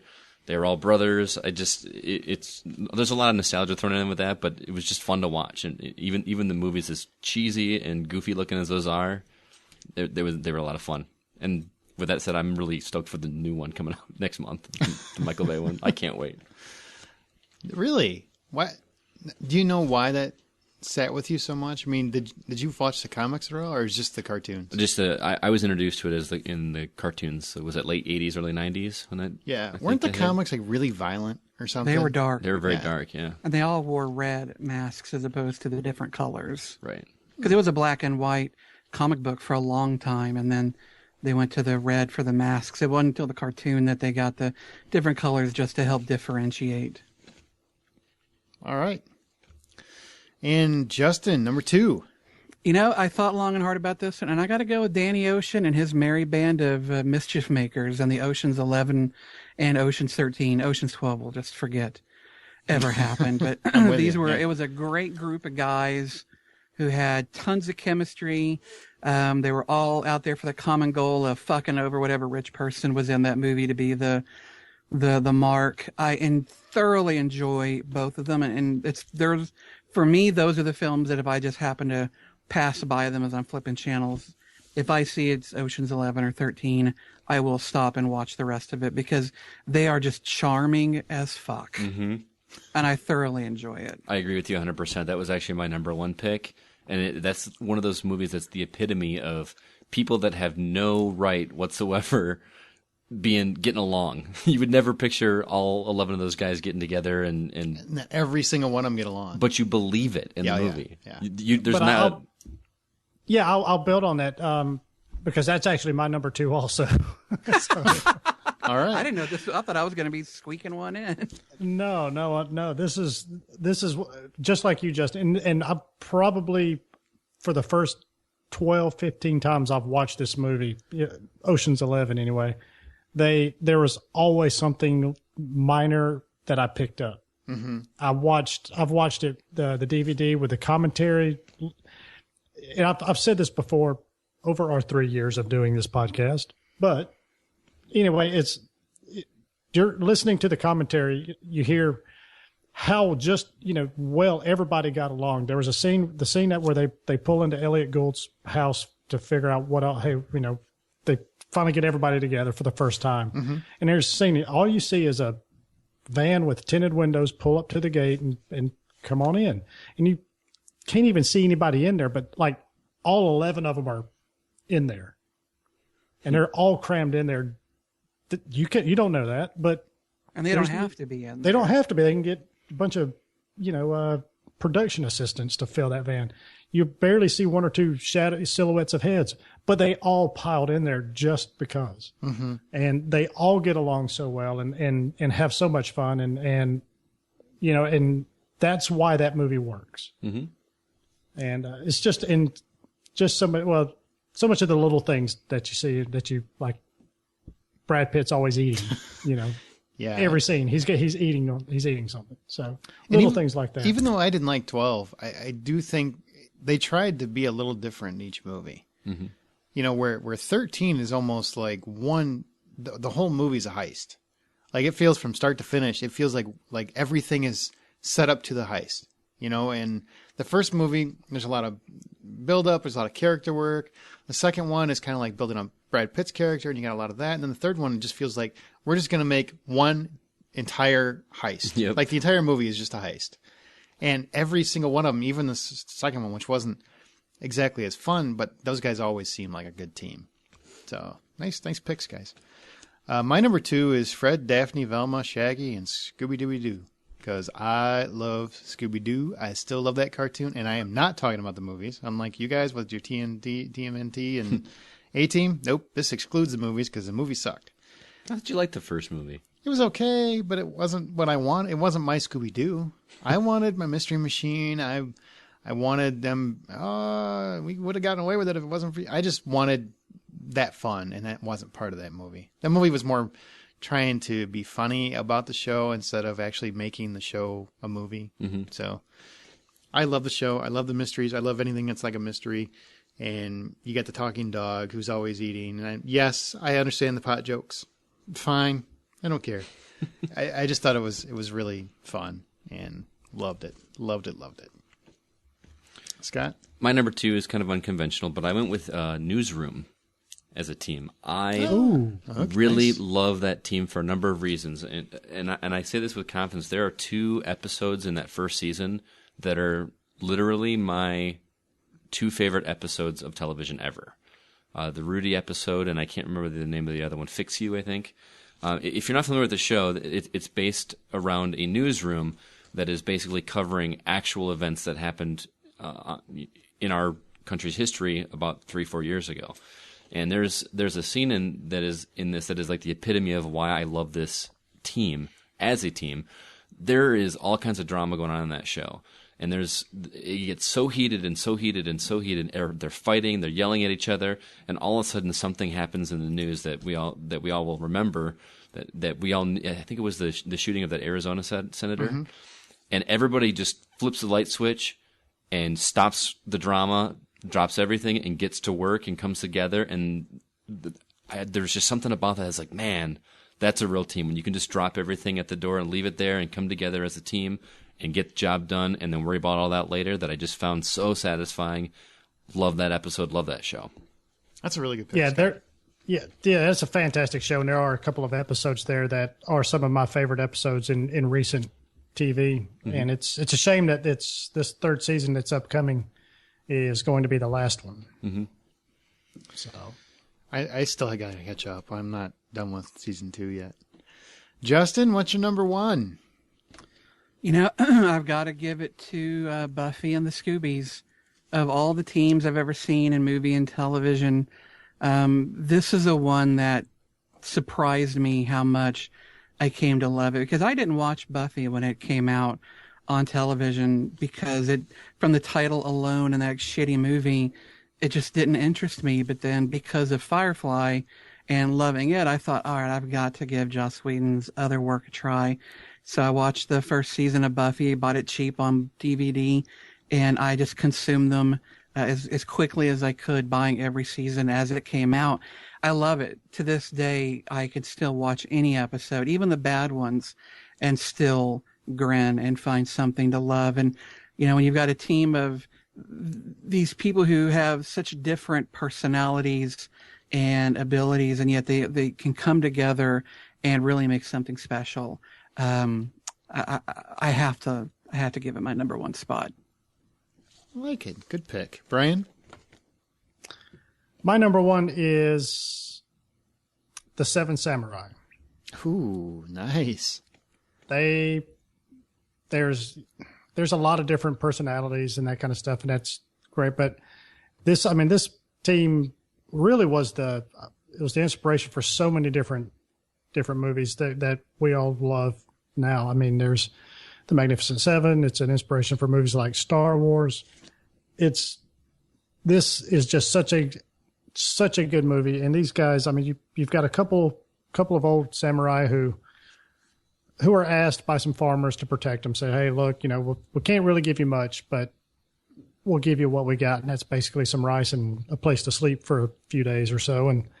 And they convince, I don't know, 4 or 5 more guys to join them, and eventually, try to protect the town and stuff. So one of the best, really probably one of the top 5 movies of all time, and I highly recommend that one. But Seven Samurai is just the epitome of team. Very good pick. Not enough people have even seen it, but man, that's a classic. Don't let the subtitles scare you. No, it's a good movie. Well, there's a lot of teams that we've talked about that we love. My number one is the only team to ever inspire me to slap on a garden hose to my back, grab a shoebox, and run around the neighborhood trying to catch ghosts. Because that's what Ghostbusters did. I wanted to be a Ghostbusters. I wanted all my friends to be Ghostbusters. I had on a crappy machinist outfit or something so that I had some in a little race dance name tag that I made out of a Sharpie. They're just my favorite team. I just love these guys and the camaraderie they had, and the insanity that happened in that movie. Even though Ghostbusters 2 was whatever that was, I still love those guys and watching them interact. They just worked so well off each other. Just beautiful. Ghostbusters. Scott, your number one was... It was Ocean's 11. I think we've pretty much covered that one. So no, let's talk about it some more. What about our listeners' picks? Does anybody? Let's hear what they had to say. All right, first up we got Junebug Johnson. She says, Buffy, Scoobies, Crew of Serenity, The Avengers. Are we noticing a theme here? Guilty Film says, without a doubt, the Ghostbusters. There you go. Very good. I probably should have said this before we even started this, but I purposefully left any kind of superhero groups off or any kind of team that, I kind of had team in the name. So that's why I didn't mention the Avengers. Steve Peterson says movies, The Fellowship of the Ring, which almost made my list, the Avengers and the group from Inception, the guys from Shaun of the Dead. In TV, he's got the others from Lost. And, of course, the main group on Lost as well. Oh, and the Doctor, Amy, and Rory. So, yeah, that counts. Very good. No, because that's 2. No, the Doctor, Amy, and Rory are 3 different people. All right. I don't watch Normally, Doctor. he only has one companion, but with Amy came Rory, so he had 2. Oh, just is a little looser, huh? I like it. Craig Schermerhorn says, for TV, got to be Mal, Wash, Zoe, and Jane from Firefly. Marty, Kreese, Whistler, Mother and Carl, classic. Is that Aliens? I thought that was Blade. Carl, is that Walking Dead? Oh, yeah. Mother? Mother's not from Walking Dead.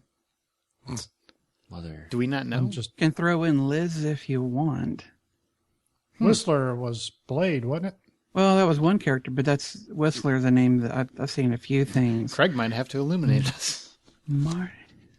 No more secrets. Wasn't Mother the name of the computer in was that Alien? I thought it was Aliens, but I could be wrong. I'm Not probably Aliens, am. but Alien. Maybe. I don't remember Kreese, though. Anyway, continue. Anyway, no more secret. Can throw in Liz if you want. No more secrets. Okay. Amy Hutchison says, for TV, probably have to go with the Serenity Crew. We can consider the Fellowship of the Ring a team, right? Yep. That's my movie pick. Good pick. And also Team America. America. Fuck yeah. You got to sing it, man. America. Fuck yeah. Marshall Maddox, for movie, I would say Doc Holliday and the Earp Brothers. Good pick. Though hopefully he's talking about the Tombstone ones and not necessarily the Wyatt Earp movie, which wasn't as good. I'm your Huckleberry. Josh Stima says, the West Ham United football hooligans from Green Street Hooligans and The Watchmen. Were they in both movies? Dave Dubani says, the A-Team? Yeah, they count. Yeah, He's got a that question counts. mark after that. Like, do they count? Yeah, they count, Dave. Jay Edwardson says the Inglorious Bastards are a noteworthy team. They killed Hitler, something even history couldn't do. As for a TV team, have to go old school and say Charlie's Angels, and just had It's a Troy's Angels had just enough jiggle to get the job done. Wow. Agreed. Let's see. Wes Jerry will always love the Ocean's 11 team. I think we pretty much agree with you on that one. Yep. Robert John Davenport says, for TV, Coulson's team in the post-Winter Soldier episodes of Agents of S.H.I.E.L.D., the crew of the Destiny on Stargate SGU, Angel, and crew in Angel. And as far as movies goes, he says, The Four Horsemen and Now You See Me. Oh, that's a good call. The crew in The Italian Job and The Avengers, of course. David Billups Jr. says, my favorite team is the classic Three Stooges, Larry, Moe, and Curly. Hey. The physical comedy is unparalleled still to this day, and they get a laugh out of me every time I see an episode. He's right. Good call. Oh, Nope. you shush. Why do you hate funny? Because that's not funny. Chris Owen says the International Justice League of Super Acquaintances. Nice. And also D.A. Cheney said, for movies, Lord of the Rings trilogy, Monster Squad, Goonies, and for TV, Buffy the Vampire Slayer and Torchwood. Except she wrote Vampire Slayer. I see Vampire Slayer. I see Vampure. U-R-E. Yeah. Well, she edited it. My version's the edited version. David McGrath said he's the final one. Younger teams, the Goonies and the Monster Squad. For an older team, the original Predator gang. TV, Scooby, and Mystery Inc. Yeah, that's the way it should be. How did I forget the Goonies? You got me, That's man. a good pick. That's a great pick. They never Why die. didn't you have it? Because they weren't on my top three. They would. I had my top three. I thought of the Goonies. They just weren't there. Jeez. I really wanted to put the crew of Serenity, but I had to go with Buffy. Well, we've got some emails, and then we're going to talk a little bit about what it's like to be here for 3 long years. Before we get there, though, let's do Facebook, or all Facebook likes. We mentioned you on the show last week. We had quite a few, but it's facebook.com/The Hollywood Outsider. You want one of us to handle this for you? No, I got it. You sure? I've got it. I'm going to make up some names as we go. Enjoy. Jamal It Bacon, looks like you. Sherry Goff, Marquetta Lopez, Dev Faison, Leticia Venegas, Tina McCorkle, Cindy Fryer, Sandra Durham, Jennifer Jett. Jennifer Jett, I like that. Chris Ellis, April Vaughn, Grisella Jenkins. Graciela. Oh, well, I'm sorry. You're Puss in Boots now? That's my job. Graciela Jenkins. Grace Overgard, Johandra Alvarez, Brown's Chick, Betty Medina, and Medina. Funky Cole Medina. Deborah Walker. I'm sure Betty's never heard that. And Tom Warner. We also have a Hollywood Outsider Facebook group for movie and TV fans, not just for fans of the show. So anybody that likes to talk about them, feel free to hop on over. There is a link in the show notes. Email Justin. We've got 2 of them. Go ahead. First one is from Alfredo Reyes, who says, week after week, you guys continue to impress and make me laugh. Your topics always seem to be interesting. Here's a suggestion for a topic. Good and bad screenplays that make them work, or what makes them work and what doesn't. I like this. Justin, you're my favorite. Oh, Lord. Thank you.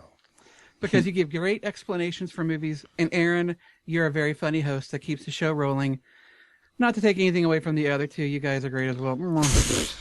I always buy popcorn. Fredo, I know it was you. You broke my heart. You broke my heart. Brian, you got one. I got one. Let's see. Who's this from? And thank Robert? you, Alfredo. That was nice. Thank you. Thank John- you. Shut up. Robert John Davenport says, thank you guys for another awesome show. I took you guys with me to go drop off a resume and cover letter to a school I was applying to as an art teacher when I heard, what is this, a Lethal Weapon movie?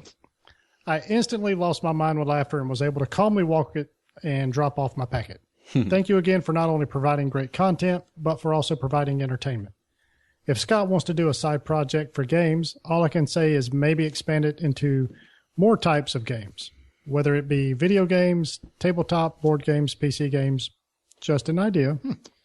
This also pushes an idea that crossed my mind a few times. The Ho Network. Branch off into a podcast dedicated to just movies, one dedicated to TV, one for games, one for books, and blah, blah, blah, blah, blah. I'd listen to some of those at least. Thank you. Thanks again, guys. Well, I think therein lies the problem there, RJD. I don't, that's That's a lot of podcasts. That's a lot of podcasts. And if You have it's to commit to listening to all of it. And you are only going to listen to some of it? No. With that said, keep an eye out on Facebook. I'm going to be starting up that Facebook group this week on gaming. So Are you? I am. Are you going to call it Gaming Outsiders so it can be called Go for short? Why not?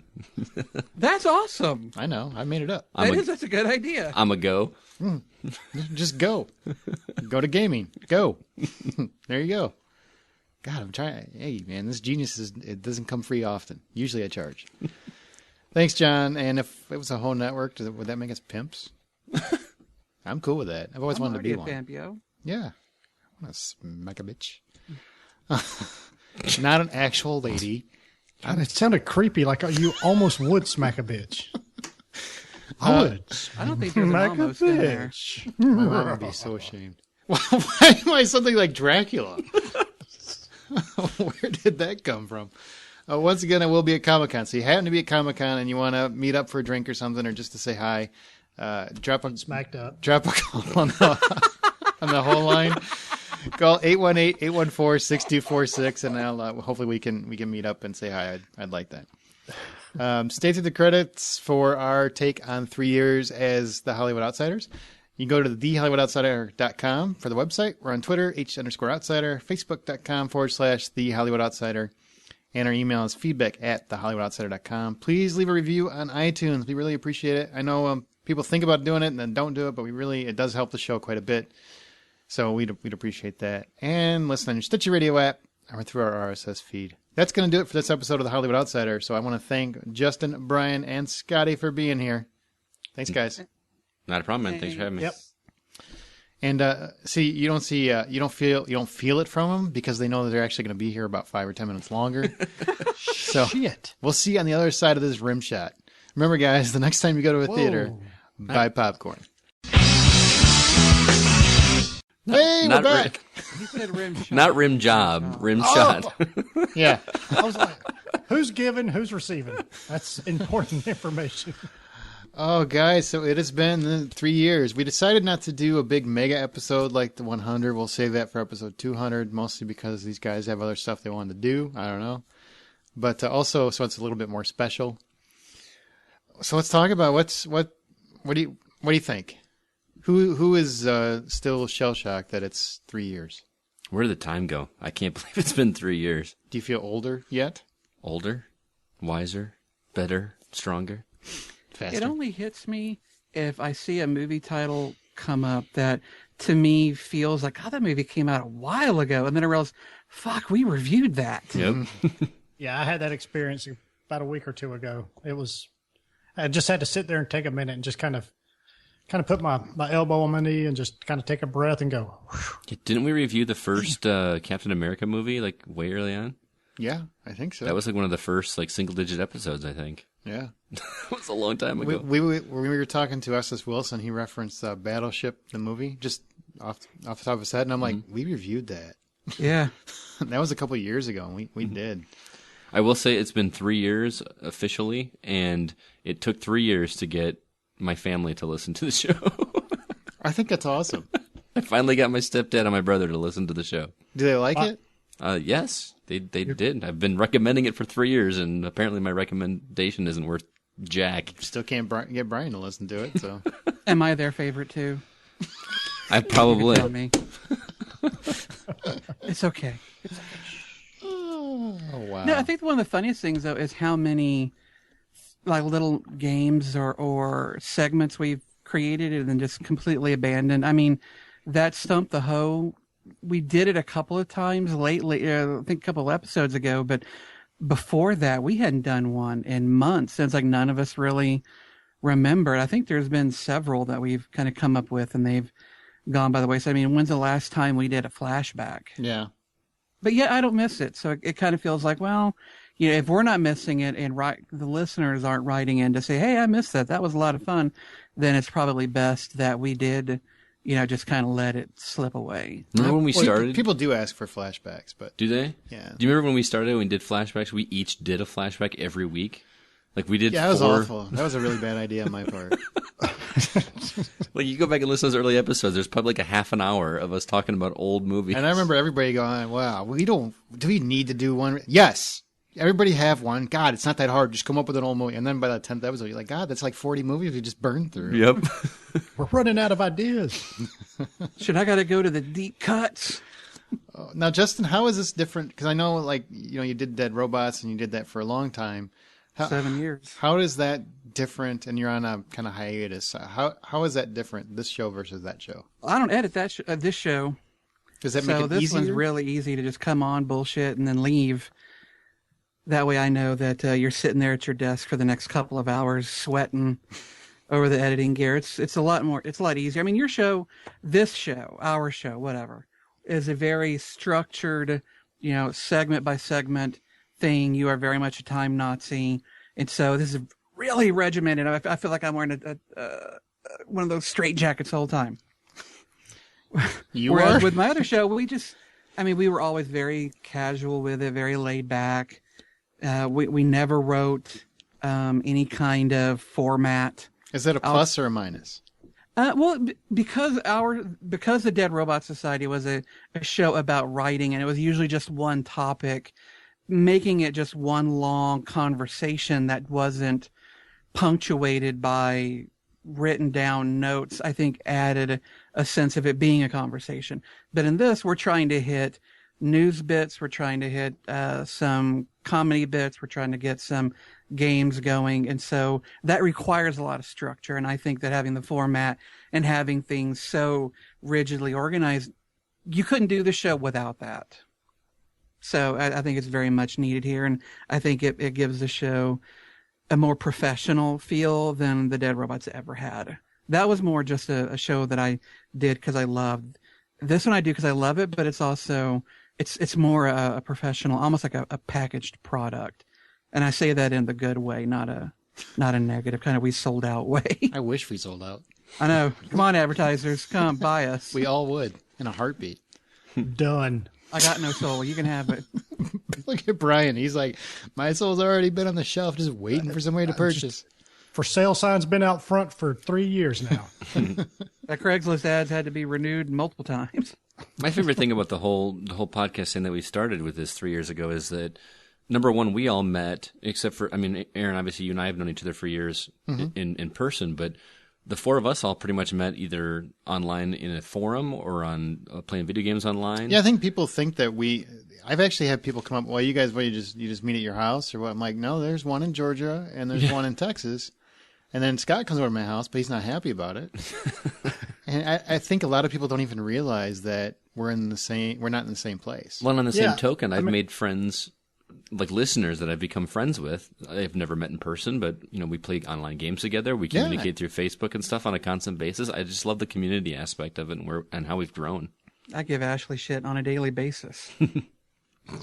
Brian, what were you saying? I'm sorry, before Scott. Yeah, I was just going to just talk about how we have all met basically online in one way or another. I've never met Justin in person. Scott, I've never met you in person. And Aaron, you're the only one I actually see you once a year, twice if I'm lucky. Once or twice. Yeah, would you really want to say lucky? But yeah. Cursed. Whatever. Same thing. It's like herpes. Just come around every so often. Little flare up. That's what they call me. That's what they call me in school, the flare up. What do you guys, what do you think's changed since that very first episode? Let's just go around because that's a little easier. Well, the quality in general, we didn't get acoustics and stuff at all that first time. We were sitting around a card table. I still am baffled how many people go back and that and the 100th episode are the two most gone back to episodes. And it's like, you're welcome. The pilot. Drunk Brian. Boom. The 100th episode, fantastic. Best episode, I still think the best episode we've ever did. But the first episode, not at all. No, it's really bad. Everybody's on. The only person that sounds good in that one is Justin because he'd been doing podcasting for a while. The rest of us are like, hey, we got podcast stuff. But that's, hell, if I were to go back and listen to the first episode of the Dead Robot Society, I would probably just cringe and have to turn it off halfway through. There's always going to be a growing period that's going to be uncomfortable, especially later on looking back. It's just the name of the game. But I will say, if you do listen to it, because recently I just re-listened to it, we all did have a camaraderie, just from the gate. I think that's pretty cool. So I really don't think that's changed much at all. I think probably some of the volume of podcasts, especially with 24 and stuff, for a little bit that was taking some of the fun out for me. And it's not that I didn't like doing it. And that was your idea, bro. Yeah, I know. You own that shit. But it's nice to have that, to not have to do that right now. I mean, not that I didn't like it. I did like doing it. It came a lot of opportunities from that. That was very cool stuff. You know, Justin and I got to talk to Kiefer. That's right. I called him Kiefer. And that made it very cool.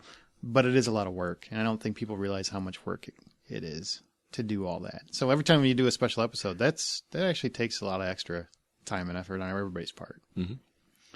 So I'm kind of glad. Any favorite moments? Not at all, huh? You're just glad when it all. No, there's so many. I'm trying to pick through. We got so many one-liners like Jew bears and buy popcorn and so many people don't even drift. Yeah, pedophile drift and Jew bears, and nobody knows what those mean if they haven't been listening since the beginning. Yeah, but I think it's just the random, spontaneous, organic, outbursts of humor that we have every so often, and it like. Just last week, for instance, I mean, it was just the whole riff we did with Lev Andropov from Armageddon. I mean, that was so much fun. Space Station. Space Station. That was so funny. 140, okay. 150, okay. 200, okay. Okay. I think one of my favorite moments was when don't take this the wrong way, Brian, but there was a week when you were gone, and I had to. Oh no! I don't see where I could take that. No, that's what I'm saying. Is I don't want. But I had to do your segment when you were gone, when doing the Brian's Trailer Park, and I actually did the whole thing in your Southern drawl accent. Yeah, that was funny. It was did a very Southern good accent. I don't know if it was his. Yeah, it wasn't yours, but that was very good. Actually, I remember that. That was actually very good. And somehow we didn't get that one in the best of or whatever that one time. One of my favorite moments is the it was a long time ago. I think it was like the episode was like Hawaii 5-Ho or something like that. And that was the episode where I went to Hawaii on vacation, and I was so determined that I'm not going to not be part of the show at least for a few minutes. Oh yeah, I Skyped in. Yeah, I Skyped in, and I'm on like the most gorgeous beach in the world with an iPad, just trying to get some kind of signal so I can be part of the show for like 5 minutes. It was pathetic and awesome. We could hear seagulls in the background, like while you're on. Hear the water lapping at your feet. And I'm literally only in it for like 5 minutes. There's no reason whatsoever. I should have been in there, but that was memorable to me. It's just so ridiculous. That was memorable for me because that's the last time you let me host. You did the video game interview. Shut up. Maybe if you didn't sound like Newsman all the time. Hello. Weather at 4. I thought he did a good job with that one. He did. In fact, when your voice popped up, I was like, oh. I thought Scott was doing this all by himself. Nope, there's Mom. Crap. We've had so many good moments in the show. We love the community, the people that a lot of them have gravitated to the Facebook group, which I think is pretty cool. Or they're on Facebook, or they'll send us little bits like we caught. I love when listeners do that, where they send like, "Hey, I caught this movie. You guys should check this out." Mm-hmm. I think that's fantastic. That's one of my favorite parts is taking recommendations from people and then going and experiencing it. And yeah, because talking about there's so many, we don't see them all. And every once in a while there's somewhere I'm like, I'd never heard of that one, or I thought that one would be awful. And because we got early word like on Snowpiercer. Yeah. From someone who got to see it David long McGrath. time before we did. It was David McGrath. I remember who it was. Because he's actually in South Korea. He's in South Korea, and he told us about it. And if it wasn't for him, I never would have been on my radar. Mm-hmm. It would just. I don't like it though when they get to see the Avengers or Captain America before us, because goddamn it, those are American properties, and they should be opening here first. I mean, it is called Captain America. Goddamn right. Absolutely, our name is literally all over it. That's right. So, F y'all. Oh well. Any closing thoughts before we end it? We'll go around Red Robin. Yum. Scott, parting thoughts on 3 years. Just thanks for everybody for sticking with us for this long. We've got people that have been listening from the very beginning, people that started listening along the way. We've even got one guy that went all the way back to the beginning and in the process of listening to every single episode. And Bravo, sir. And Bravo. Bless your heart. Bless your heart. Brian's like, I haven't even heard every episode, and I was here for most of them. No, but seriously, that's dedication, and it shows that he genuinely likes it. You know what I mean? And that makes me feel good as being a part of something that somebody wants to go back and take the time to follow up with all of those. That means something. So, Brian? Yeah, absolutely. It still just blows my mind that the people have latched onto this like they have. It's been fun watching this grow, watching it evolve. You know, like you say, some of the stuff that we started early, it's amazing we even kept any listeners, much less gained more, you know, and I'm proud of the number of and you knows that I've dropped over the years. Not saying they're completely gone. If we totaled it, I think we would have some kind of world record. Just saying that they dropped. So but again, I'm just really thankful for all the listeners, and I love, even though I don't do it on Facebook very much, I do tweet occasionally, so I do love interacting with them and with everybody, and it's been such a blast, and looking forward to another, however long this thing lasts. Honestly, I am amazed it's lasted this long. It's not that I don't think that we would have stuck with it. I think that if the listener, we didn't see them growing over the years, I don't know if we really would have lasted this long. But every single month, there's been more and more. And the next thing you know, it's a little bit here, it's a little bit there. Next thing you know, gosh, we've been doing this a year, and we've got X amount of listeners. You know, and for the longest time, I know, Aaron, we would be talking quite a bit about, we got this many.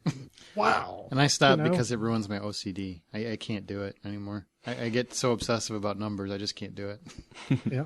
So it's just been amazing. And just personally want to thank everybody who downloads and listens and comments. And, you know, again, please put reviews up on iTunes. That is a much bigger help than what you probably realize.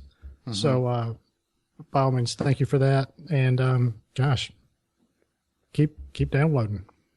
Justin? I'm not surprised that the podcast is still going on, especially given your passion for it, Aaron. I mean, week in and week out, you do put the format together. You do the editing for the podcast, and you wrangle the rest of us jackoffs into making a show. So I'm not surprised that the show's still here. I'm kind of surprised that the original crew I was about to say something shitty, and I'm not going to say it. That the mostly original crew is still here. I could have seen any of the other three of us at some point having to leave the show for one or another reason. But I would have suspected that you would have found another host somewhere to take our place, Aaron, and keep the show going, which is appropriate. It's your baby. It's your passion. And, you know, while I get a lot of fun out of it, this was your conception, and I'm just glad that we're all still around for it. As far as the listeners go, you guys are a really good bunch. With my other podcast, the lack of communication, whether it was Facebook or Twitter or emails, was one of the things that really started making it feel more like a job and less like a passion. So the fact that you guys will tweet and Facebook and send emails really lifts up the show a lot and lets us know that what we're doing is adding to other people's lives. None of us are going to get rich and famous off this podcast, but if we can make someone's day a little better and brighter, then that makes it all worthwhile. And I do know that my writing career has received a lot of boosts from you guys as well. You've been so generous and kind, and I do really appreciate that. Speaking of which, Minor Magic does have a new cover out there if you guys want to check it out, because the new one should be coming out later this year. Which means the old cover is collectible. There you go. Well, it does, and I've got several copies of the original covered book here in my office, but the publisher wanted to do a little rebranding in anticipation of the second book, so they put on a new cover, which is fantastic looking, and I'm really excited for that and excited for the new book to be coming out. But you guys have really been awesome with supporting us and each other. And I hope it continues on for, 3 more years to go. Maybe one day we'll all be sitting in a new, in a TV station doing this show, but on, TV or the interwebs. You never know. We'll see what happens. Hopefully they'll put George Clooney's face CGI'd on me because you don't want to see the real deal. No way, man. I'm way too pretty.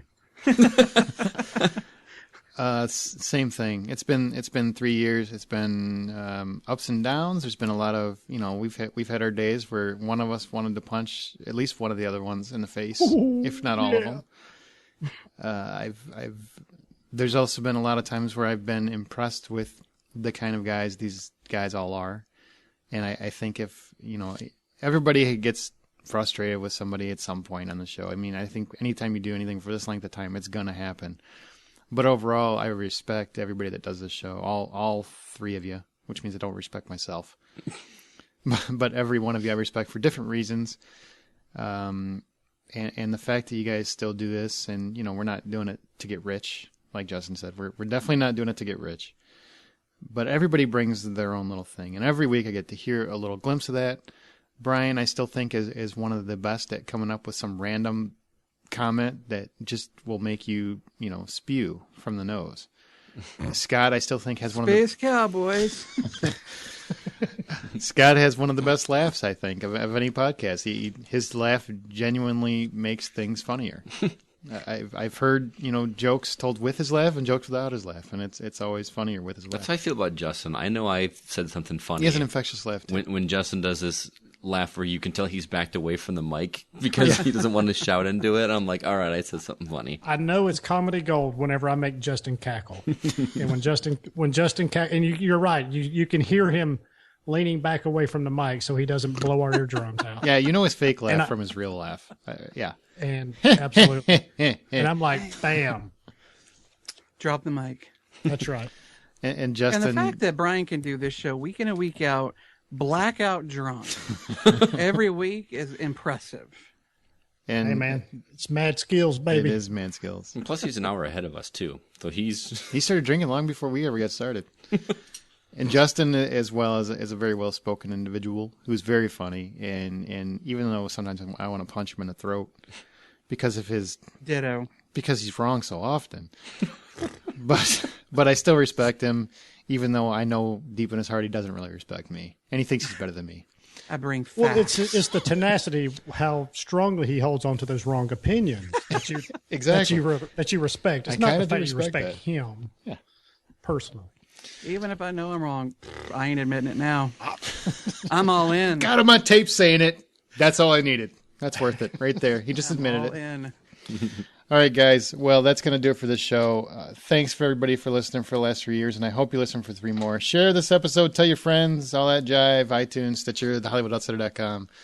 From all of us here, you guys want to say it at the same time? When next time you go to a theater, what do you do? Buy popcorn. Buy popcorn. We can't On even 3? coordinate this shit. On 3 or after 3? Bye. Hold on. Is it 1, 2, 3 and then do it? Or is it 1, 2, 3 do it? 3, 2, 1. Round robin. Round robin it? Do we all at the say same time? After each other? After who goes first? Or all together? What? Fuck. I don't care if you buy popcorn. I forgot. I gotta go. God. Love you guys. Fucking hate y'all.